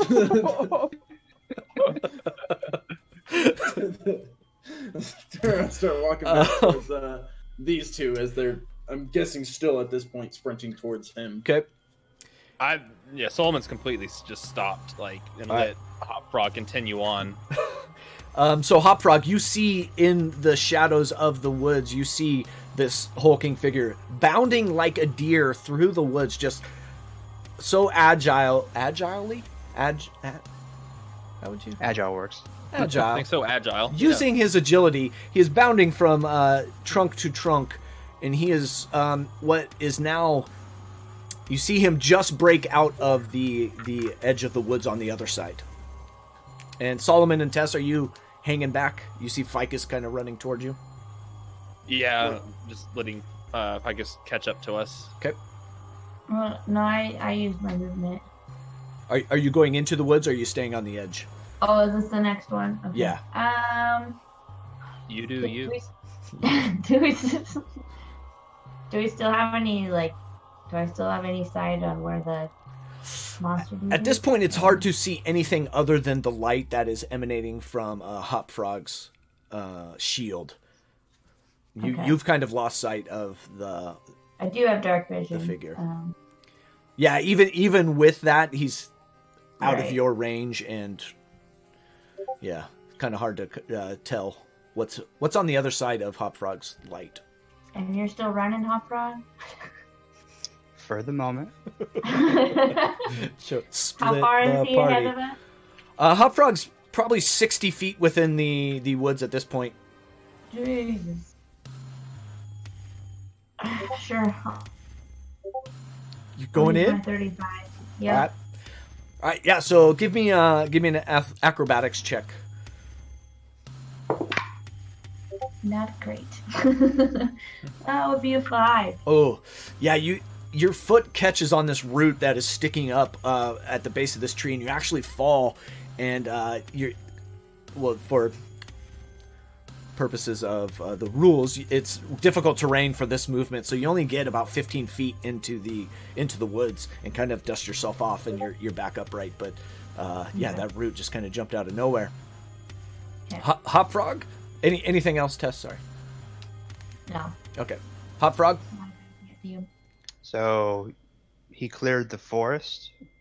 Yeah, you could tell that he broke into the forest and is now on the edge of the what could be the lake. What would be the lake? Let's say that. I think since he broke the forest and he sees how nimble it is, it probably would shut off its light and stop. Okay. And observe for now. Okay. All right. So you're gonna observe this figure that's moving. Yeah, I was gonna turn off the light itself and just observe. Okay. Give me a perception check with advantage. Now that you're kind of pausing with intent purpose, looking at this figure. Nat 20. Oh, nice. Nat 20. All right. I will narrate what you see when it comes to his turn. So, hang tight. Ficus, you are heading in the opposite direction. Walking back to Solomon. So, I'll see Tess is sprinting into the woods, last I heard. and look at Solomon and be like, "Well, it's just the two of us now, but don't think I'm gonna go meditate with you." So you're hanging with Solomon outside of the woods? Yeah. Okay. Not meditate. We're just hanging out. Not med- Guys, we're just hanging out. Nothing is happening in the field. I love that we have inside jokes already. Nice job. A little one shot. Yeah, we're doing it right, guys. So, Hop Frog, you see as you're kind of focusing with that nat 20, well timed. You see this figure hit this pebble beach of the lake, and he starts to scurry around the lakeside, and he, puma-like, climbs the spire going up, and you see a crack of lightning, and you see him, crack of lightning behind the spire. You see him on like a platform that is up about 50 feet high, and he is ascending. Solomon, Tess. Seeing Tess run in, he's gonna say, Tess, fuck, are we doing this? And he's just gonna like go into the forest too, chasing after her. Okay. So yeah, you catch up to Tess. Ficus is left in the dust, in the shadows of the longhouse. He is hanging behind. You are you using action to go further into the forest? Yeah, as I pass Tess, just say, let's find Hop Frog and get out of here. Okay. Yeah, and as you get to the end of your movement and to the edge of your dark vision, you can see Hop Frog just like paused and just eyes laser beamed out to the other side of the forest. Tess. I will use my movement to try and catch up. Okay. To Hop Frog. All right, you catch up to Hop Frog, and you see him, I imagine, just kind of locked in. He's kind of hunkered down and just eyeing that direction. Okay. Hop Frog. So this thing's up on a 50-foot tower. You can't really see it unless Hop Frog relays that information. It was that lightning strike that kind of illuminated that spire that gave him the ability to see him. Okay. So I don't know. I don't know where he is. Then I'll just catch up to Hop Frog and I guess try to somewhat hide, but okay. Try and figure out what's going on. I guess trying to figure out where the bad guy is. All right, Hop Frog. So Hop Frog hears the movement behind him, turns around and holds his shield up, and states, blasting them with light. No. Oh, he dropped the light. Oh, okay. and he points up. Ascend to heaven from spire. Could be devil or angel. Not sure. Whoever lives there. Anything else you'd like to do, Hop Frog? Any actions or movement? He would stop anyone from going further at the moment. Okay. All right, Ficus. Or at least caution him, at least. All right. Ficus, you are left alone. Yes. At this, Ficus will turn and walk back towards the woods. He's walking, and as he's not like running through the woods, he's just climbing over little logs in the way and pushing bushes out of the way, and he's casting vicious mockery on every single thing in this forest. He has to fall over. Just son of a bitch, fuck. All right. We'll say going after his friends. You can make an acrobatics check to have normal speed, or otherwise it's half movement, difficult terrain for you. I'll roll it. Yeah, I'll roll it. Yeah. I don't want to keep them waiting on Gotcha. me. I'll roll it. All right, so acrobatics. You're good at this. Plus 3. Yep. Plus 3. Fall off. That's 17. That's 20. Oh, yeah. Dirty Yeah. 20s. Dirty 20s? Yeah. You are, vicious mockering and bounding at the same time. You've halved the distance between you and the rest of the party. You guys, as you are standing there kind of looking out, Hop Frog has put his attention back towards the lake and the pebble beach and up the spire, you see another lightning strike, and where that platform where the hulking figure was standing on is now empty. And about 2-3 seconds later, you hear a splash into the water. And we will exit like our pseudo initiative here, and we'll let you guys kind of figure out what you want to do here. Told you there was something in the lake. There is now. Yeah. Seems the stuff that woman was singing about, a lot of it seeming to be true. There's something in that. What were those words? I don't feel like going for a dip right now, though. We can wait till morning. I think there's something about the girl that sings also. I mean, she seems to go to the water and go to the forest and nothing happens to her. I don't know if he favors her somehow, if she's protected some way. Solomon's gonna look around after Tess mentions that. And do I see anyone else around this lake? Give me a perception check as you're. Okay. Are you guys making your way to the other edge of the forest, or are you staying back within? Probably just like right on the edge, like where it breaks and becomes the lake. All right. 16 total. Sorry. Yeah. All right. 16. So you can see around the edge of this lake it's kind of like black, rounded pebbles that kind of make up the whole beach. It is not sand whatsoever. There are like the jagged spire rocks that surround the backside of this lake. You can see now like the platform where he would have stood to jump down in. And looking into the water with that perception check, you see there's one color of water in this like bluish black, and then it in a line it goes to like a dark black. So from what you could like imagine is like a drop off, a change in depth. Okay. There's something to this lake. There's something further down in it. There, I don't know, cavern system or something. I don't know. We probably won't know until tomorrow if we do decide to go look. But I think at the moment it's too dangerous for us to go in. I don't particularly feel like swimming in the dark with whatever that was. We go check on villagers. I guess we can go see, either we go see if the fire's out or we wait here and see if he leaves the lake. How big is the lake? Like around approximately? Let's see. 1, 2. It is it's pretty big. It's several miles. According to the map, 1 hex equals 2 miles. So yeah, it's about like 7 miles in diameter. It'd be too big of area to spread out to cover. But where that spire sits that he jumped in, there is kind of a cove of the lake where it kind of it breaks off, not break off, but it does from what is the main part of the lake. It does kind of inlet a little bit.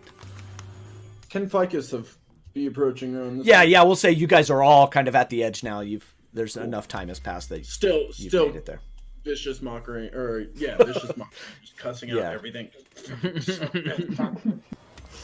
Walk up. You happy? He's in the water somewhere. He jumped in the water. The fish? Oh, That no. guy. Hot Frog's still here. My bad. Yeah. I don't know. What do you think, Hot Frog? Are you wanting to go in the water? Are you willing to do that? Do you swim? You swim, right? Is that what your people are? I might be fish out of water, but I know how to swim. I don't know what you are. I'm Triton, king of the merfolk. You know this. Right. Yes, King Triton. Whatever you say, boss. I go check out, and he goes in the water. All right. Oh god. Just if you're gonna get wet, you might as well swim, right? All right. So as you dive in, give me a perception check. 18. Oh. You see the fainting bubbles of what would be like breath being let out down into this tunnel that is 50 feet down towards the spire, like towards back into where they would have jumped off. But 50 feet down into the water. He will go further in. All right. Continuing swimming in. And you have a swim speed, right? I have 30 feet of swim. Yeah, so you don't have to make any checks to do this.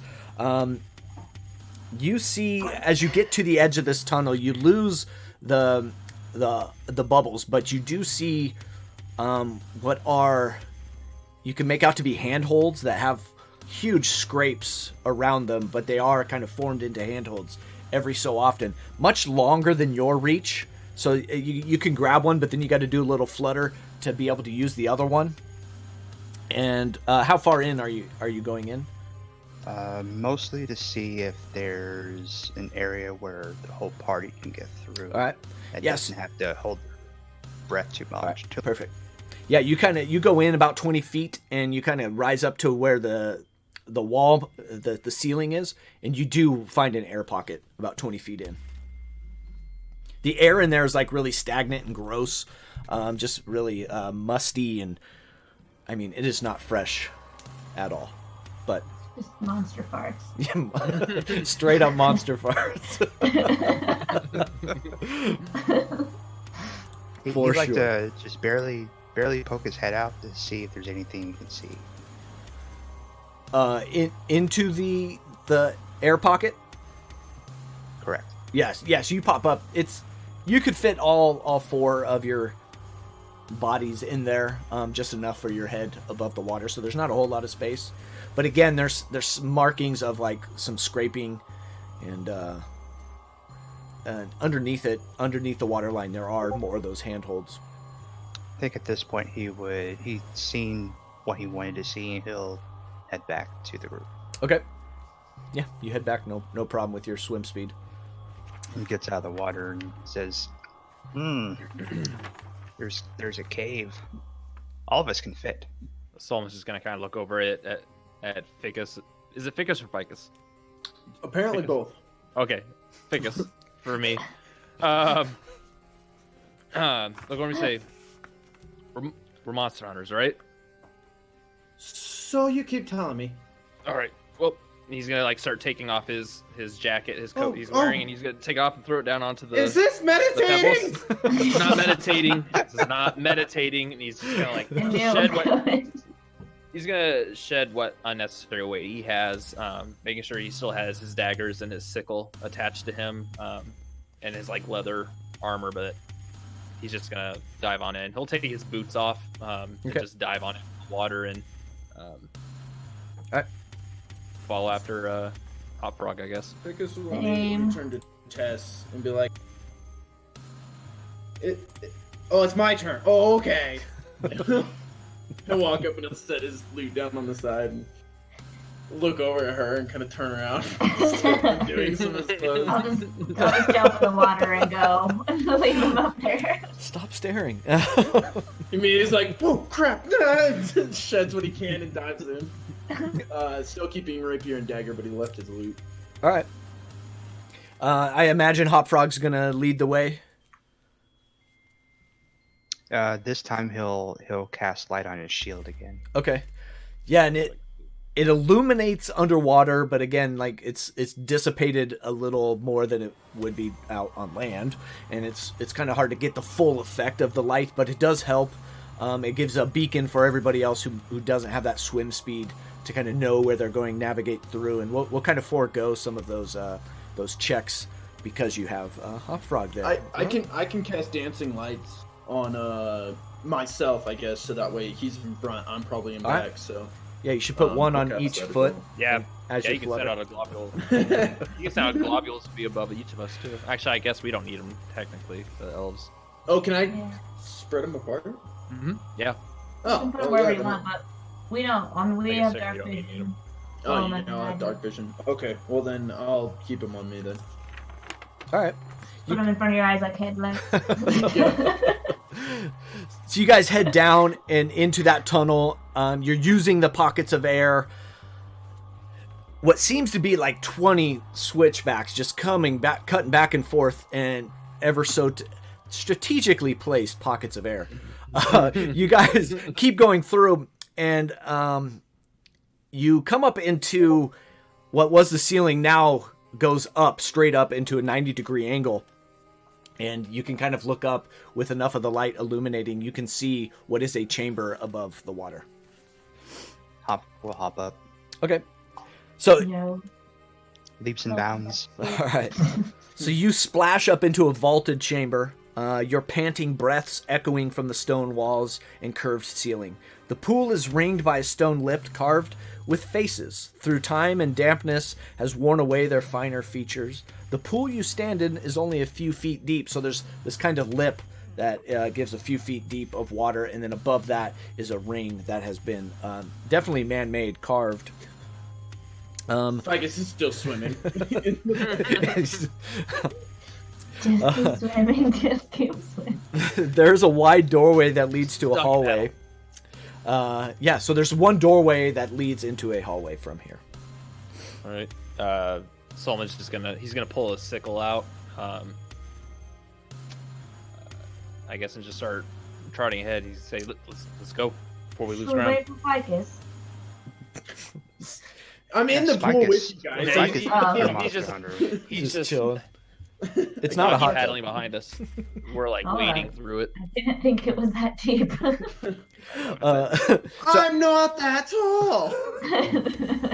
As you enter the hallway, you see two engravings, one on each side. And on the left wall is a picture of a titanic figure grappling with a dragon. And on the opposite wall shows a scene of a great coffin being laid to rest. All the figures in these carvings and depictions have what looks like the same skull helm that you've seen glowing in the woods. If you give me a history check as you're looking at these depictions.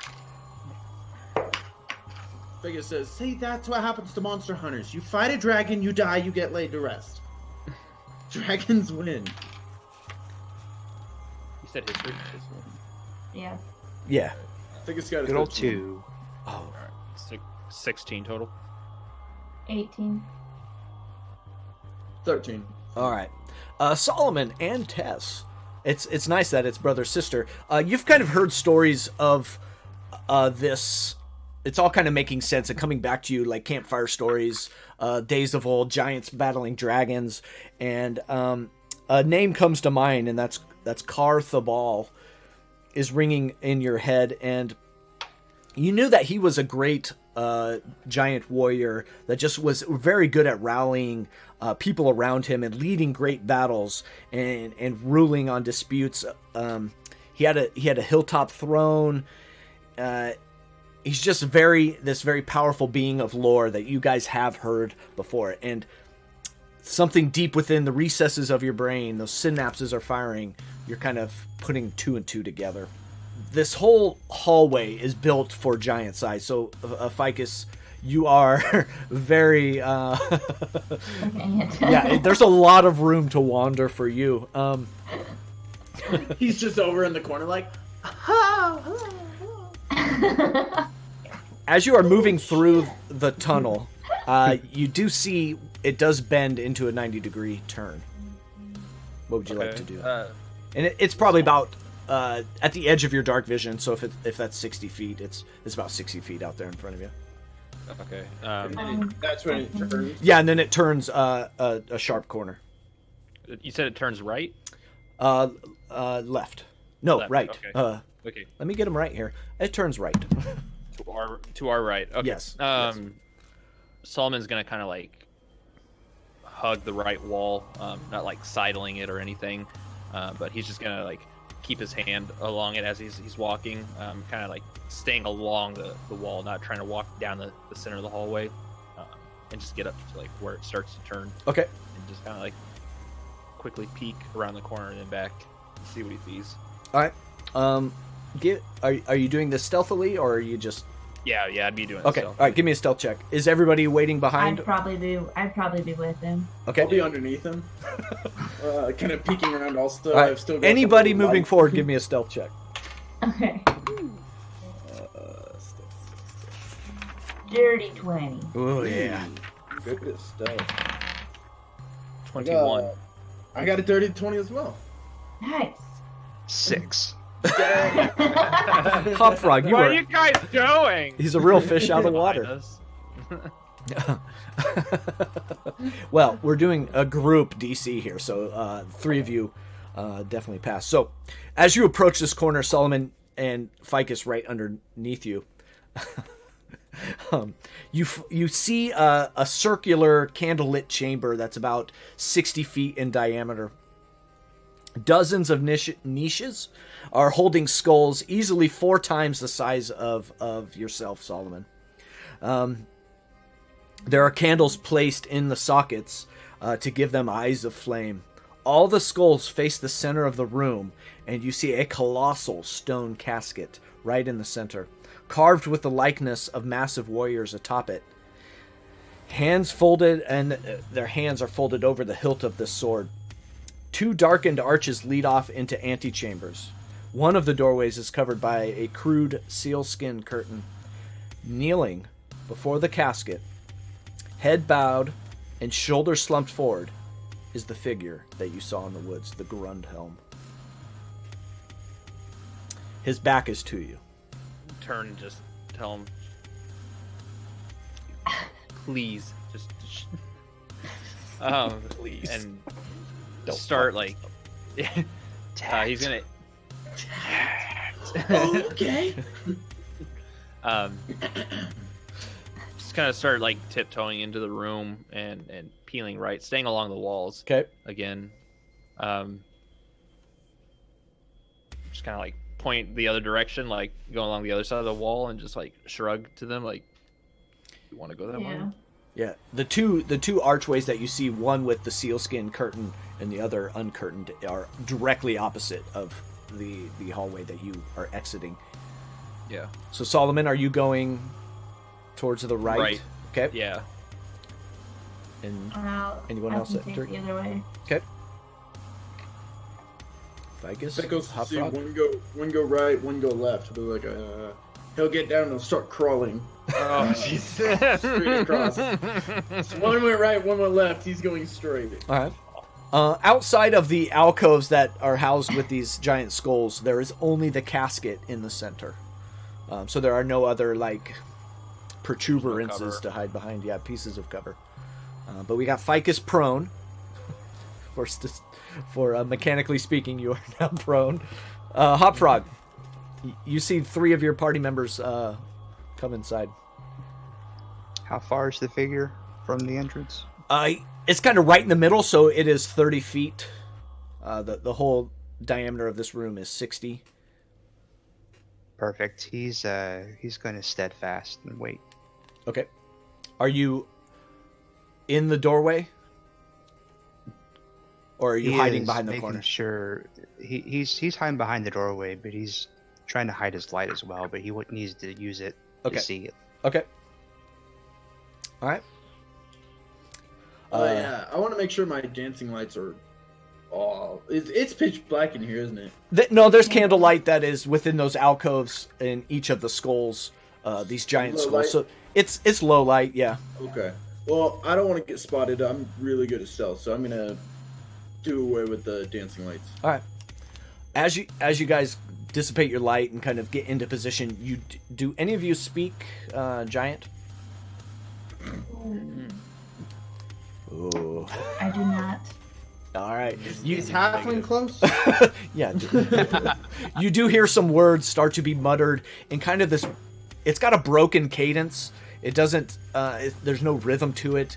But you do hear some words being spouted that none of you really understand.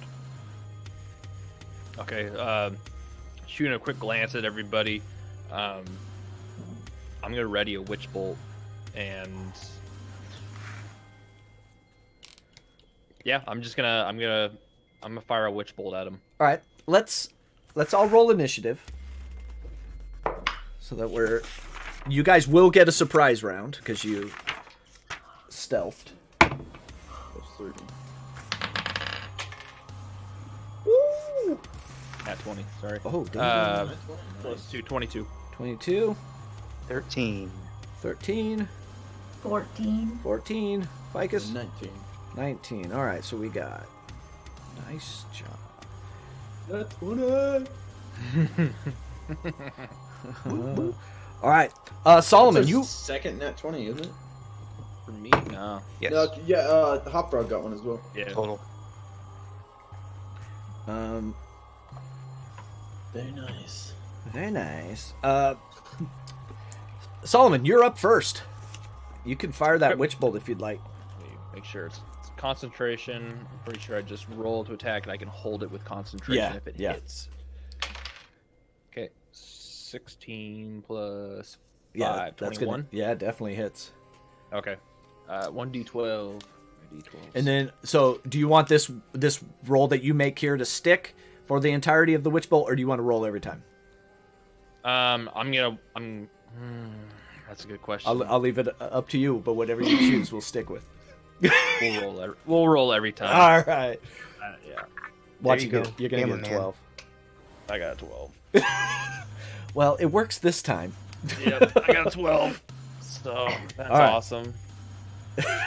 All right. So this witch bolt comes crackling out of you, and it stays, right. It's this beam that just is now fixed on him, kind of like a tractor beam that is now just engulfing him. It kind of pushes him up to this casket, and he is like pushed up to it. Is that it, Solomon? Yeah. All right, Ficus, crawling in the middle. You're about 25 feet from him, he's now being pinned up against this casket with the witch bolt. All right. I'd like to keep my stealth going if I can. Hopefully, he'll be distracted by. Okay. Yeah, he hasn't turned around yet. Yeah. And I would like to. If I'm prone, I'm sneaking up to him, or even if I probably don't even need to be prone actually. Now that I think about it, because I'm a little guy. But if I move up to him, do I move? Is it still 25 feet? Yeah, we'll say. Yeah, because he was Okay. 30 feet in. You got 5 feet in with your previous movement. Yeah, you can use your 25 feet to engage melee with him if you'd like. Okay. I mainly just want to get up close enough to him. Can I use perception to see if I notice anything? Because I know before he was like just a silhouette. If I can notice about him, maybe he's got. Actually, I might want to detect magic. Can I detect magic in my perception as well? Can I use that? I think that's going to be an action, detect magic. Yeah, that's what I figured. Yeah. You know what? Actually, I won't, because I've only got 2 spell slots, and I want to save that just in case it's actually needed. So I won't do that. Can I just use perception real quick? Yeah, just to yeah. see if I notice anything else about him. Yeah, go ahead. That's a 16. Yeah, so as you're kind of like, I'll say you're crouching. You're not totally prone, but you're kind of moving up next to him, and Right. you're getting closer. And as you get closer, he is soaking wet, coming out of the pool, and it's a stanky, nasty drip that is coming off of him. He's dressed in these tattered rags. His mane of hair is coarse. His beard is coarse. He's got like a rat, not a literal rat's nest, but just like tangles and knots within his hair. He is hidden by this mask. His face is. As you are kind of like creeping around the side and he's starting to turn his face to turn around, you do see that the teeth on this mask are engraved in runes. Some of the same runes that you saw within the hallway as you approached. Were you looking for anything specific? No, that answers Okay. my question. And You then do can I see use my- a sword that is sheathed on his hip, and you do see a short bow that is slung around his back. Okay, and I've used my full action to get here, correct? You've used your movement. You Okay, still so I have, have an action? Yeah, we'll say the perception check was a free action. You can Okay. do action and bonus action. Oh, this is a terrible idea. Usually is. Those are Yeah. the best kind. It's a Can one I- shot. Yeah, screw it. All right. I don't know if I'll need to roll sleight of hand or an attack for this or something, but I want to disarm him. Yes. Strength. If maybe he's not holding it; it's still sheathed. Yeah, it's Oh, yeah. sheathed. All right, so So- describe what you want to do, and we'll make it happen. We'll say We'll say dagger, and we'll say just cut the belt. All right. The belt holding the sheath. Okay. Give me... I almost want to say an attack roll with your dagger. Just as you're kind of moving and in there and try to get it in this perfect spot. Either that or a sleight of hand. I'll let you decide which is better for you. We'll keep it loosey-goosey here with the rules. Fair enough. My sleight of hand gives me a +3. My attack gives me a +5. So All right, go with the dagger attack. The attack. Okay. So we're going with the dagger. Here we go. +5. That's 14. So +5, 19. Oh yeah, definitely. You're able to up in there and you cut. Are you cutting the belt in which it is sheathed on? Yeah, that's the idea. Okay. Yeah, you cut it. You really gotta pull to. It's this thick, gnarly hide of a belt. But you cut it through, and the sword does clang at the feet in front of him. Could I roll sleight of hand to catch it and have it not clang? Probably not. If you were a rogue, I would say yeah, you could use that. Okay. That roguish bonus action. But with that being a major action, I'm going to say no. But it is cut off and freed. You do have a bonus action. I would like to turn and wink at Tess and give her bardic inspiration. All right. Be like, you see that? Like, hey. Tess, you now have bardic inspiration. And that's a bonus action for a bard, I believe. Right, yep. Yeah, okay. Yes. I have 3 uses of it. Okay. Of these 2. Tess, it is now your turn. Fully inspired. It gives you a d6 on like any of your rolls for 10 minutes. You use it once. I'll use it once. Okay. Yeah.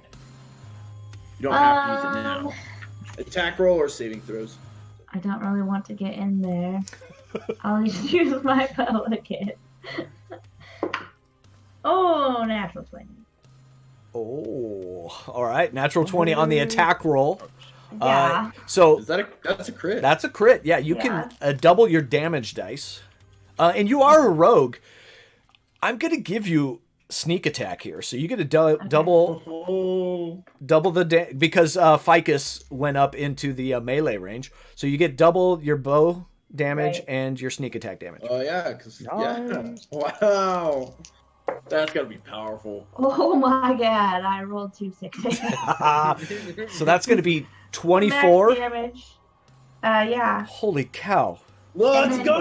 That's a level 1 rogue, ladies and gentlemen. 24 points of damage.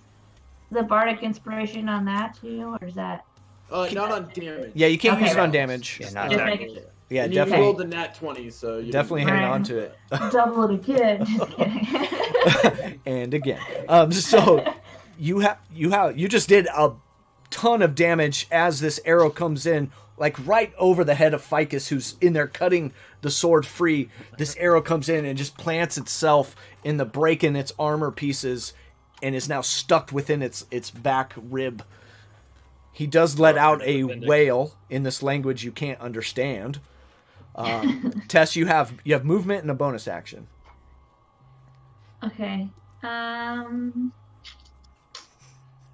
Rogues are broken. Agreed. She came back with a no you. The sneak attacks are powerful. Yeah. Shit. I don't know. There's not really anywhere to hide or do anything. Yeah, You said he's like up against a coffin. Yeah, he's up against a coffin in the middle of this room, about 30 feet in, and there's little alcoves around, not enough for you to hide in, but Right. I mean, if you get tricky with it, big open dome. yeah, it's kind of a burial chamber. Right. I feel So like I we're don't- killing this dude in his own grave. Absolutely. I have a feeling. Absolutely. That's the hint I'm Is the getting. witch Efficiency. bolt like holding him? Yeah, it's still crackling. It's not, mechanically speaking, he's not held. It's just, it's there, and the initial blast pushed him up happening. against, but no, he's not grappled or restrained. Okay. We saw him throw his bow down at the edge of the woods before. Oh yeah, that's right. So he does not have his bow. Sorry. Good call. I was just thinking. I was like, okay, I took his sword. What could he hit? He's gonna what is he gonna kill me with now? Just you wait. His hand. Pretty big dude. Yeah, I'm a little guy. He picks me up. I guess I'll use my movement and go stand on the opposite side of the coffin. Okay. from him. Yeah, so are you sticking to the wall? No, I'll just. Is it up against the wall? No, It's in the it's a middle of the room, it's a right? rounded room and the coffin's in the middle. Oh, you're just Okay. going to the other side of the coffin. Yeah, you can do that. Right, Okay. Oh, okay. right. Yeah. I see what you're I saying. don't want to give him like an opportunity attack or anything. Okay. Yeah, so you scurry around and now you're kind of Right. facing him as he's being blasted up against this coffin. Yeah, there you are. Okay. Okay. Hop Frog. I rolled All right. Crummy Hop on Frog my- is gonna initiative.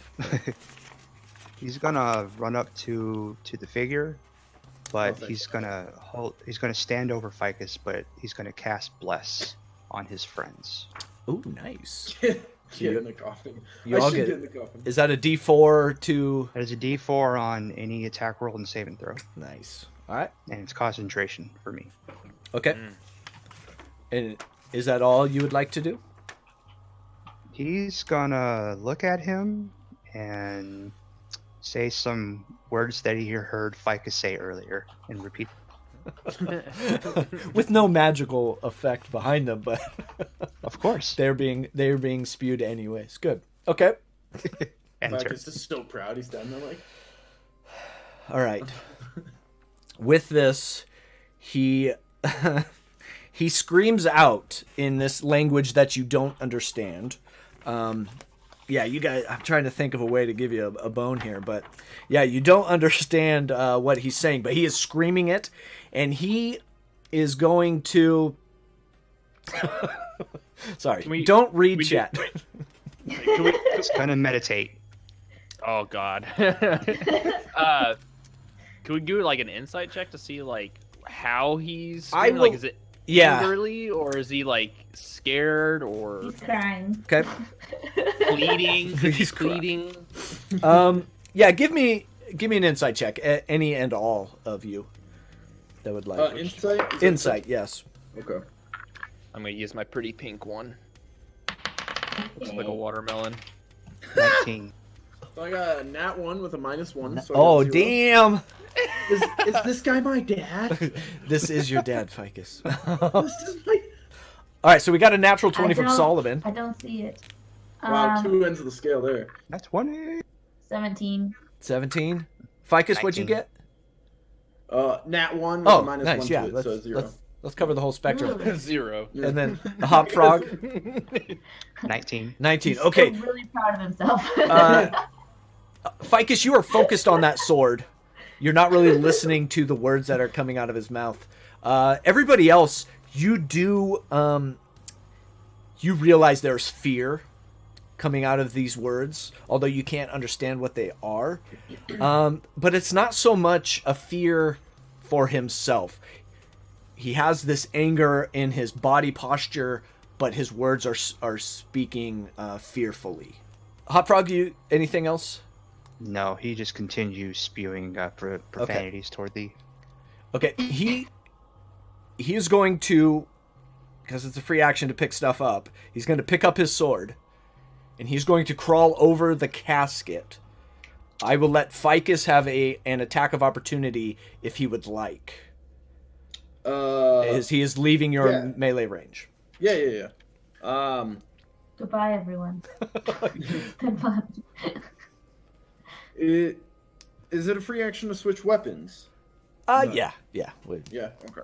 Well then, I guess I have dual weapon fighting, so I'll just have both. Dagger in my left hand, rapier in my right. Okay. And I'll swing at him with the rapier as he tries to That's a run away from me. that's a great Johnny Cash song. Dagger in my left hand, rapier in my right. Mm-hmm. It's not an That's a actual. good I was like, wait. It's an old, I don't know. it's an old country ballad. Go ahead, Ficus. Give me an attack. It's late, okay? Yeah, you're a bard. You should know this song. Yeah, right? I have a +5 to that, so that's an 18. Oh, yeah, you definitely hit. So roll that sweet damage. Alright, we got a D8 +3, so we got 6 damage in total. Oh, 6 damage in total. Yeah, he's looking pretty rough after all. Not quite 24, but Not quite 6. Pales in comparison. But he's looking kind of rough as he's climbing up over this, and the witch bolt is still crackling on him. He has his sword. He's going to make an attack at Tess, I'm sorry, as he jumps over, but he is not, like, fixated on you. But he's going to make an attack roll. Cool. Oh, ooh.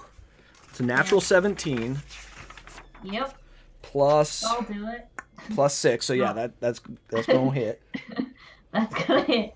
That'll leave a mark. And he critted. No, 3 on the it's only a d6. 3 on the damage dice, so 7 total slashing damage as he swipes down at you, and he's going to continue his movement, and he's going to stand in front of the curtained door and turn around and face the rest of you. And he does speak a few more words. Same kind of tone, fearful in nature, but he is definitely in a posture of fighting and protection. Tessa, you're still standing as a level 1 rogue? Don't tell me 7. Gotcha.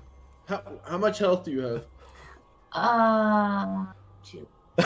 All right. He is like you're out about of your range now, but he is standing in front of this curtained room, and he is speaking the same words in the same tone. And at that, we are back to the top of the order, Solomon. You have your witch bolt still connected. Oh man, I was thinking of dropping it until he nearly killed my sister. You asshole. So Solomon's not gonna drop the witch bolt. He's Okay. just gonna keep it going. He's gonna step forward towards him though. Okay. As he's doing it to close the distance. Okay. Okay, make sure I have the D12. Yeah, roll that damage. 2. 2. Yeah.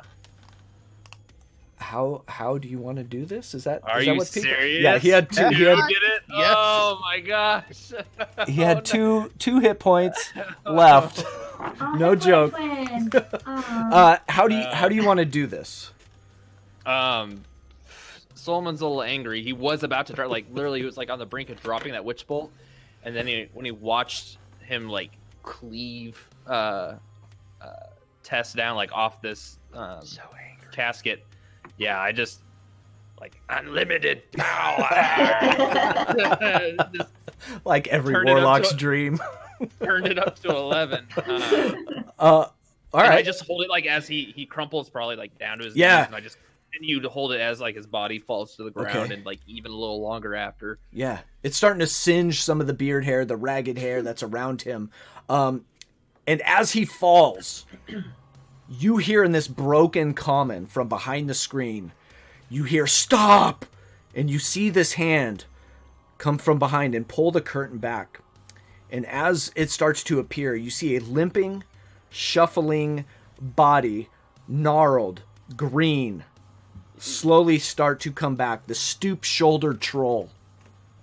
Her eyes are burning yellow in the dim light of the candles. Her long limbs are ropey with coiled muscles. She seems exhausted. Leaning against the wall, one leg that you can see is twisted beneath her, an old scar pulsing with pain and leaking ichor. "Please," she says, "don't hurt my son." You And he asshole. did. As this body is down at her feet, she starts to kneel, but that leg that is just gnarled, she can't really bend the knee anymore, so she's got it kind of kicked out to one side, and she drops to the knee and starts to like kind of cradle him, and she's looking up at you, rather fearful, but also pleading. Yeah, the minute she said her son, I probably would have like dropped the witch bolt too. Okay. Everybody's somebody's son. I know. Take my No, strong nobody arm. wants to do that like in front of someone's mother. Like She, as you Someone drop the doesn't witch like it. bolt, she picks up the sword and throws it into the room that she came out of. I thought she was throwing it at us. I was like, oh, shit. It's a trap! That's what you get. Stop! Stop! You cannot hurt Haratha anymore. I ask that you leave. I know not why you are here. But I ask that you leave, and I should do a... She's got a gruffer voice. She's a troll, after all. He's killing people. He's attacked the town. He is only seeking the revenge that was laid upon him as a young child. There's a lot of revenge going on around here. It is a nasty cycle. 30 years of revenge. If you only knew the pain that we have suffered, and Umberta... She is Umberta, sorry. Haratha has suffered. You would know that this revenge is a necessary thing. I imagine the one, the Kingsbane Siegfried has sent you. Yes. To dispose of us. If that is your job, then you go ahead. And she for the murder of his father. Ficus will step forward, ready to cast a spell at them, like looking at Solomon, like. The murder. Kill him. The murder of Siegfried's father was also the murder of Haratha's father. Dun dun dun. Dun dun dun. I can just imagine Hot Frog actually saying that out loud. Cutting the tension. What Siegfried did not tell you is that his father abandoned Haratha in the woods because of his deformities. And being pushed back, I found him and adopted him and brought him here. And this is just the anger that Haratha has been building up inside of him, being displayed for Siegfried. And his arrogance and his bravado, his king's bridge that needs to be built. Solomon's gonna look over at Hop Frog, and then back to her. He said her Umberta, or what her name was. Yeah, Umberta.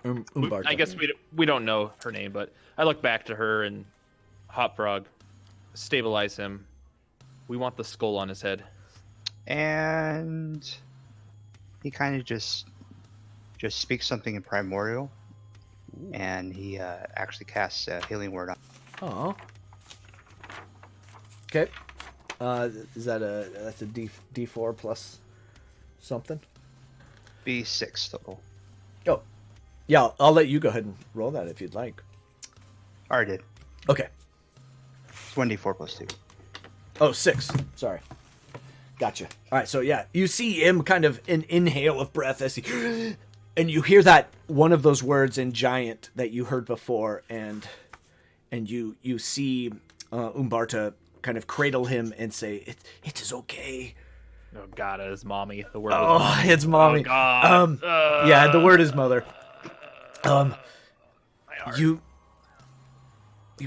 I don't think you are going to take his life if you have brought him back. That is cruel. What? Still up for debate. Now kill him again. What does We are monster hunters. What does Siegfried need to make sure that this cruel transaction is taken care of? And I will promise you that we will try to end our rage and our revenge that is eating at us. The bone mask is all we need. Give us the bone mask. End it all here. They'll leave you alone. We'll leave you alone. Unless more attacks happen, we won't be back. I want to cast Charm Person. Okay. On Solomon? On... Knock it off. Let's kill him. So I will say, Stop giving me ideas! as you are doing this, she is going to remove the mask. Oh, okay. Well, never mind. I thought they were going to fight us on it. No, she... If this is the only thing he requires, we will not be seen in these woods any longer. If we can leave here with my life and my son's life. And she pulls off the mask. And you see what is underneath the mask is this kind of misshapen skull that is a face only a mother could love. There is one eye is clearly bigger than the other and kind of protruding out. There is Are you jaw. also Siegfried's son? Turn to look at Frog. It's a fish person. You see the lower teeth, a severe underbite, and just this lower jaw is just really jutting out.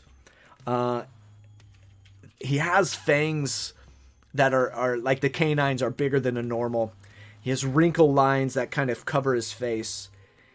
And you can tell like a lot of the beard hair underneath the mask is gray. And you can see the stripe of gray going down into the front of his beard. And he kind of like turns his head as the mask comes off. He turns his head into his mother's arms. And she picks it up and now has it kind of upturned. And she hands it out to the party. Okay. Solomon will hesitantly take it from her and then step back. And Gross. she quickly withdraws her hand. You have my word that we will leave, if this is all that you take from us. How did you get down here? It has been decades ago.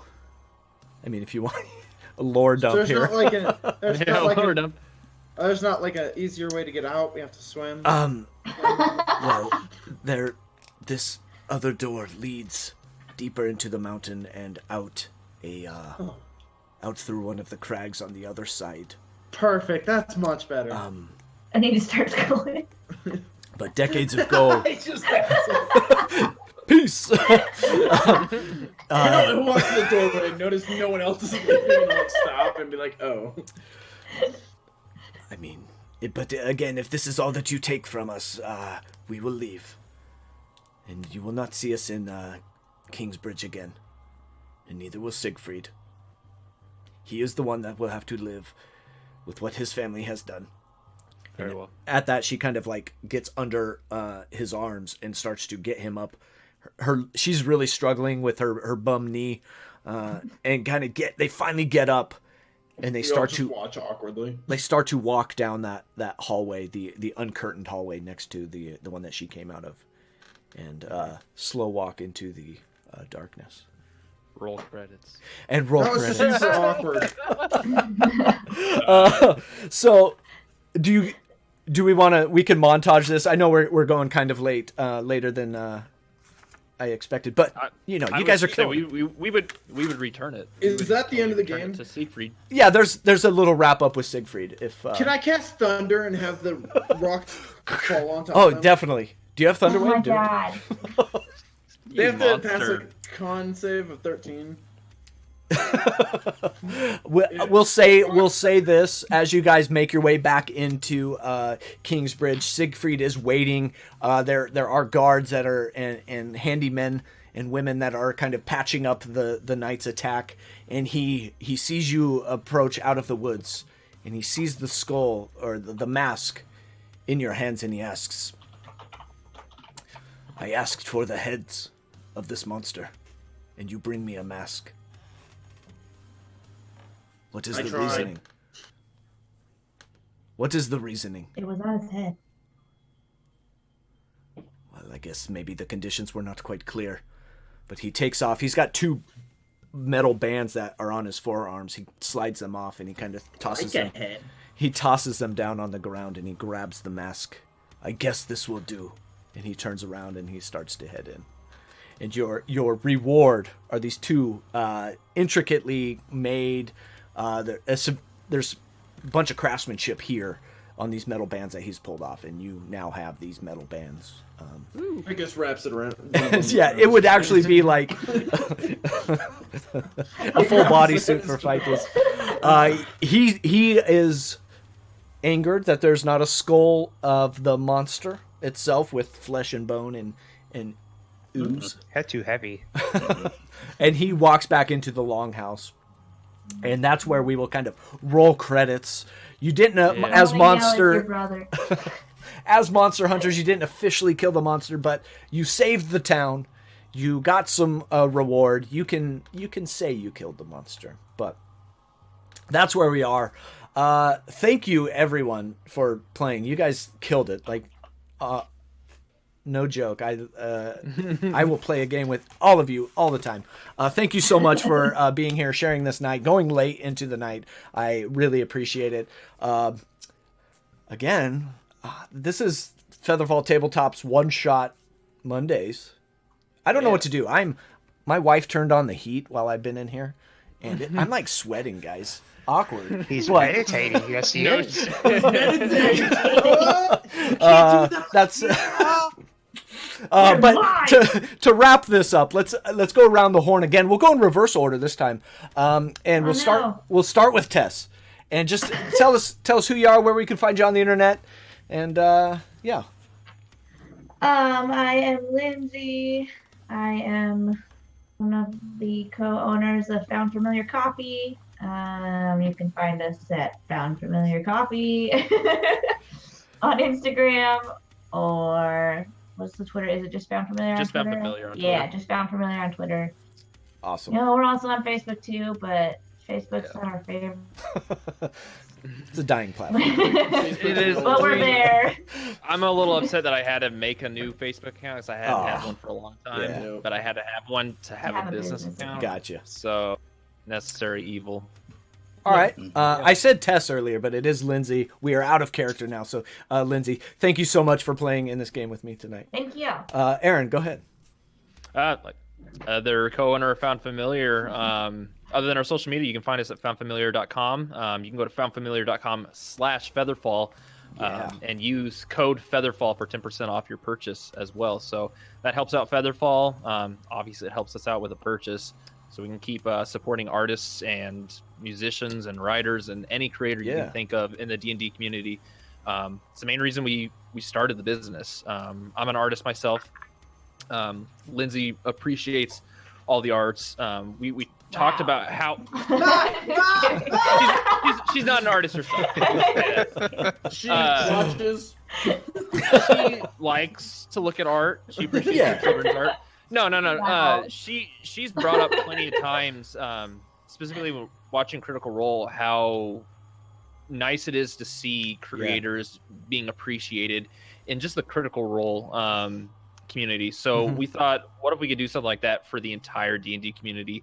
And she's one person that gets really ticked off, along with me, when we see artwork that's shared online and nobody's credited, or even worse, somebody takes credit for it and it's not their art. So anyways, we start the business to support the creators. Awesome. Because we believe everyone's artwork, everyone's music, their written work deserves to be seen and should be celebrated. Awesome. So Awesome. Yeah.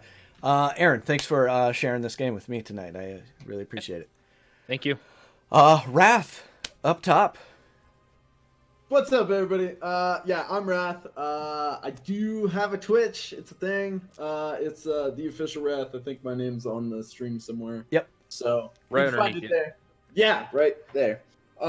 So you can find me there. I stream. I do the D&D stuff. Also just some random stuff every once in a while. I have a campaign launching with a good group of friends coming up. So I don't have an official start date for that yet, but I'll get that out when I can. But otherwise, you can follow me on Twitter. I don't really post much. I mainly just retweet a lot of funny stuff that I find, or D&D stuff. Yeah. I have an Instagram. It's mainly just gym pics. So if you're into the inspirational stuff and gym moto stuff, then you can go there. But that's about it for me. I'm Wrath. Awesome. Wrath, thanks for playing with me tonight. Appreciate it. Yeah, I had a lot of fun. Thanks for inviting me. Yep. Truk? Hopefully I said it right. I said it wrong the first 3 times. Oh, Truk is such an ambiguous kind of name, so it doesn't really Don't matter. hold it against me. But go ahead. Tell us who you are and where we could find you on the internet. So Truk in all things social media, that's basically the only kind of name I use. Pretty universal for everything. And I'm just a jack of all trades, master of none. Awesome. Yeah. Short and sweet. Love it. I'm Chris. I play in FeatherFall Tabletop's Wednesday night games, Ghosts of the Past. You can find us there. Maybe not this Wednesday. We got some stuff coming up. We may take a week off. You can find me at 2_socks_05. I don't post anything on Twitter. like things. That's about it.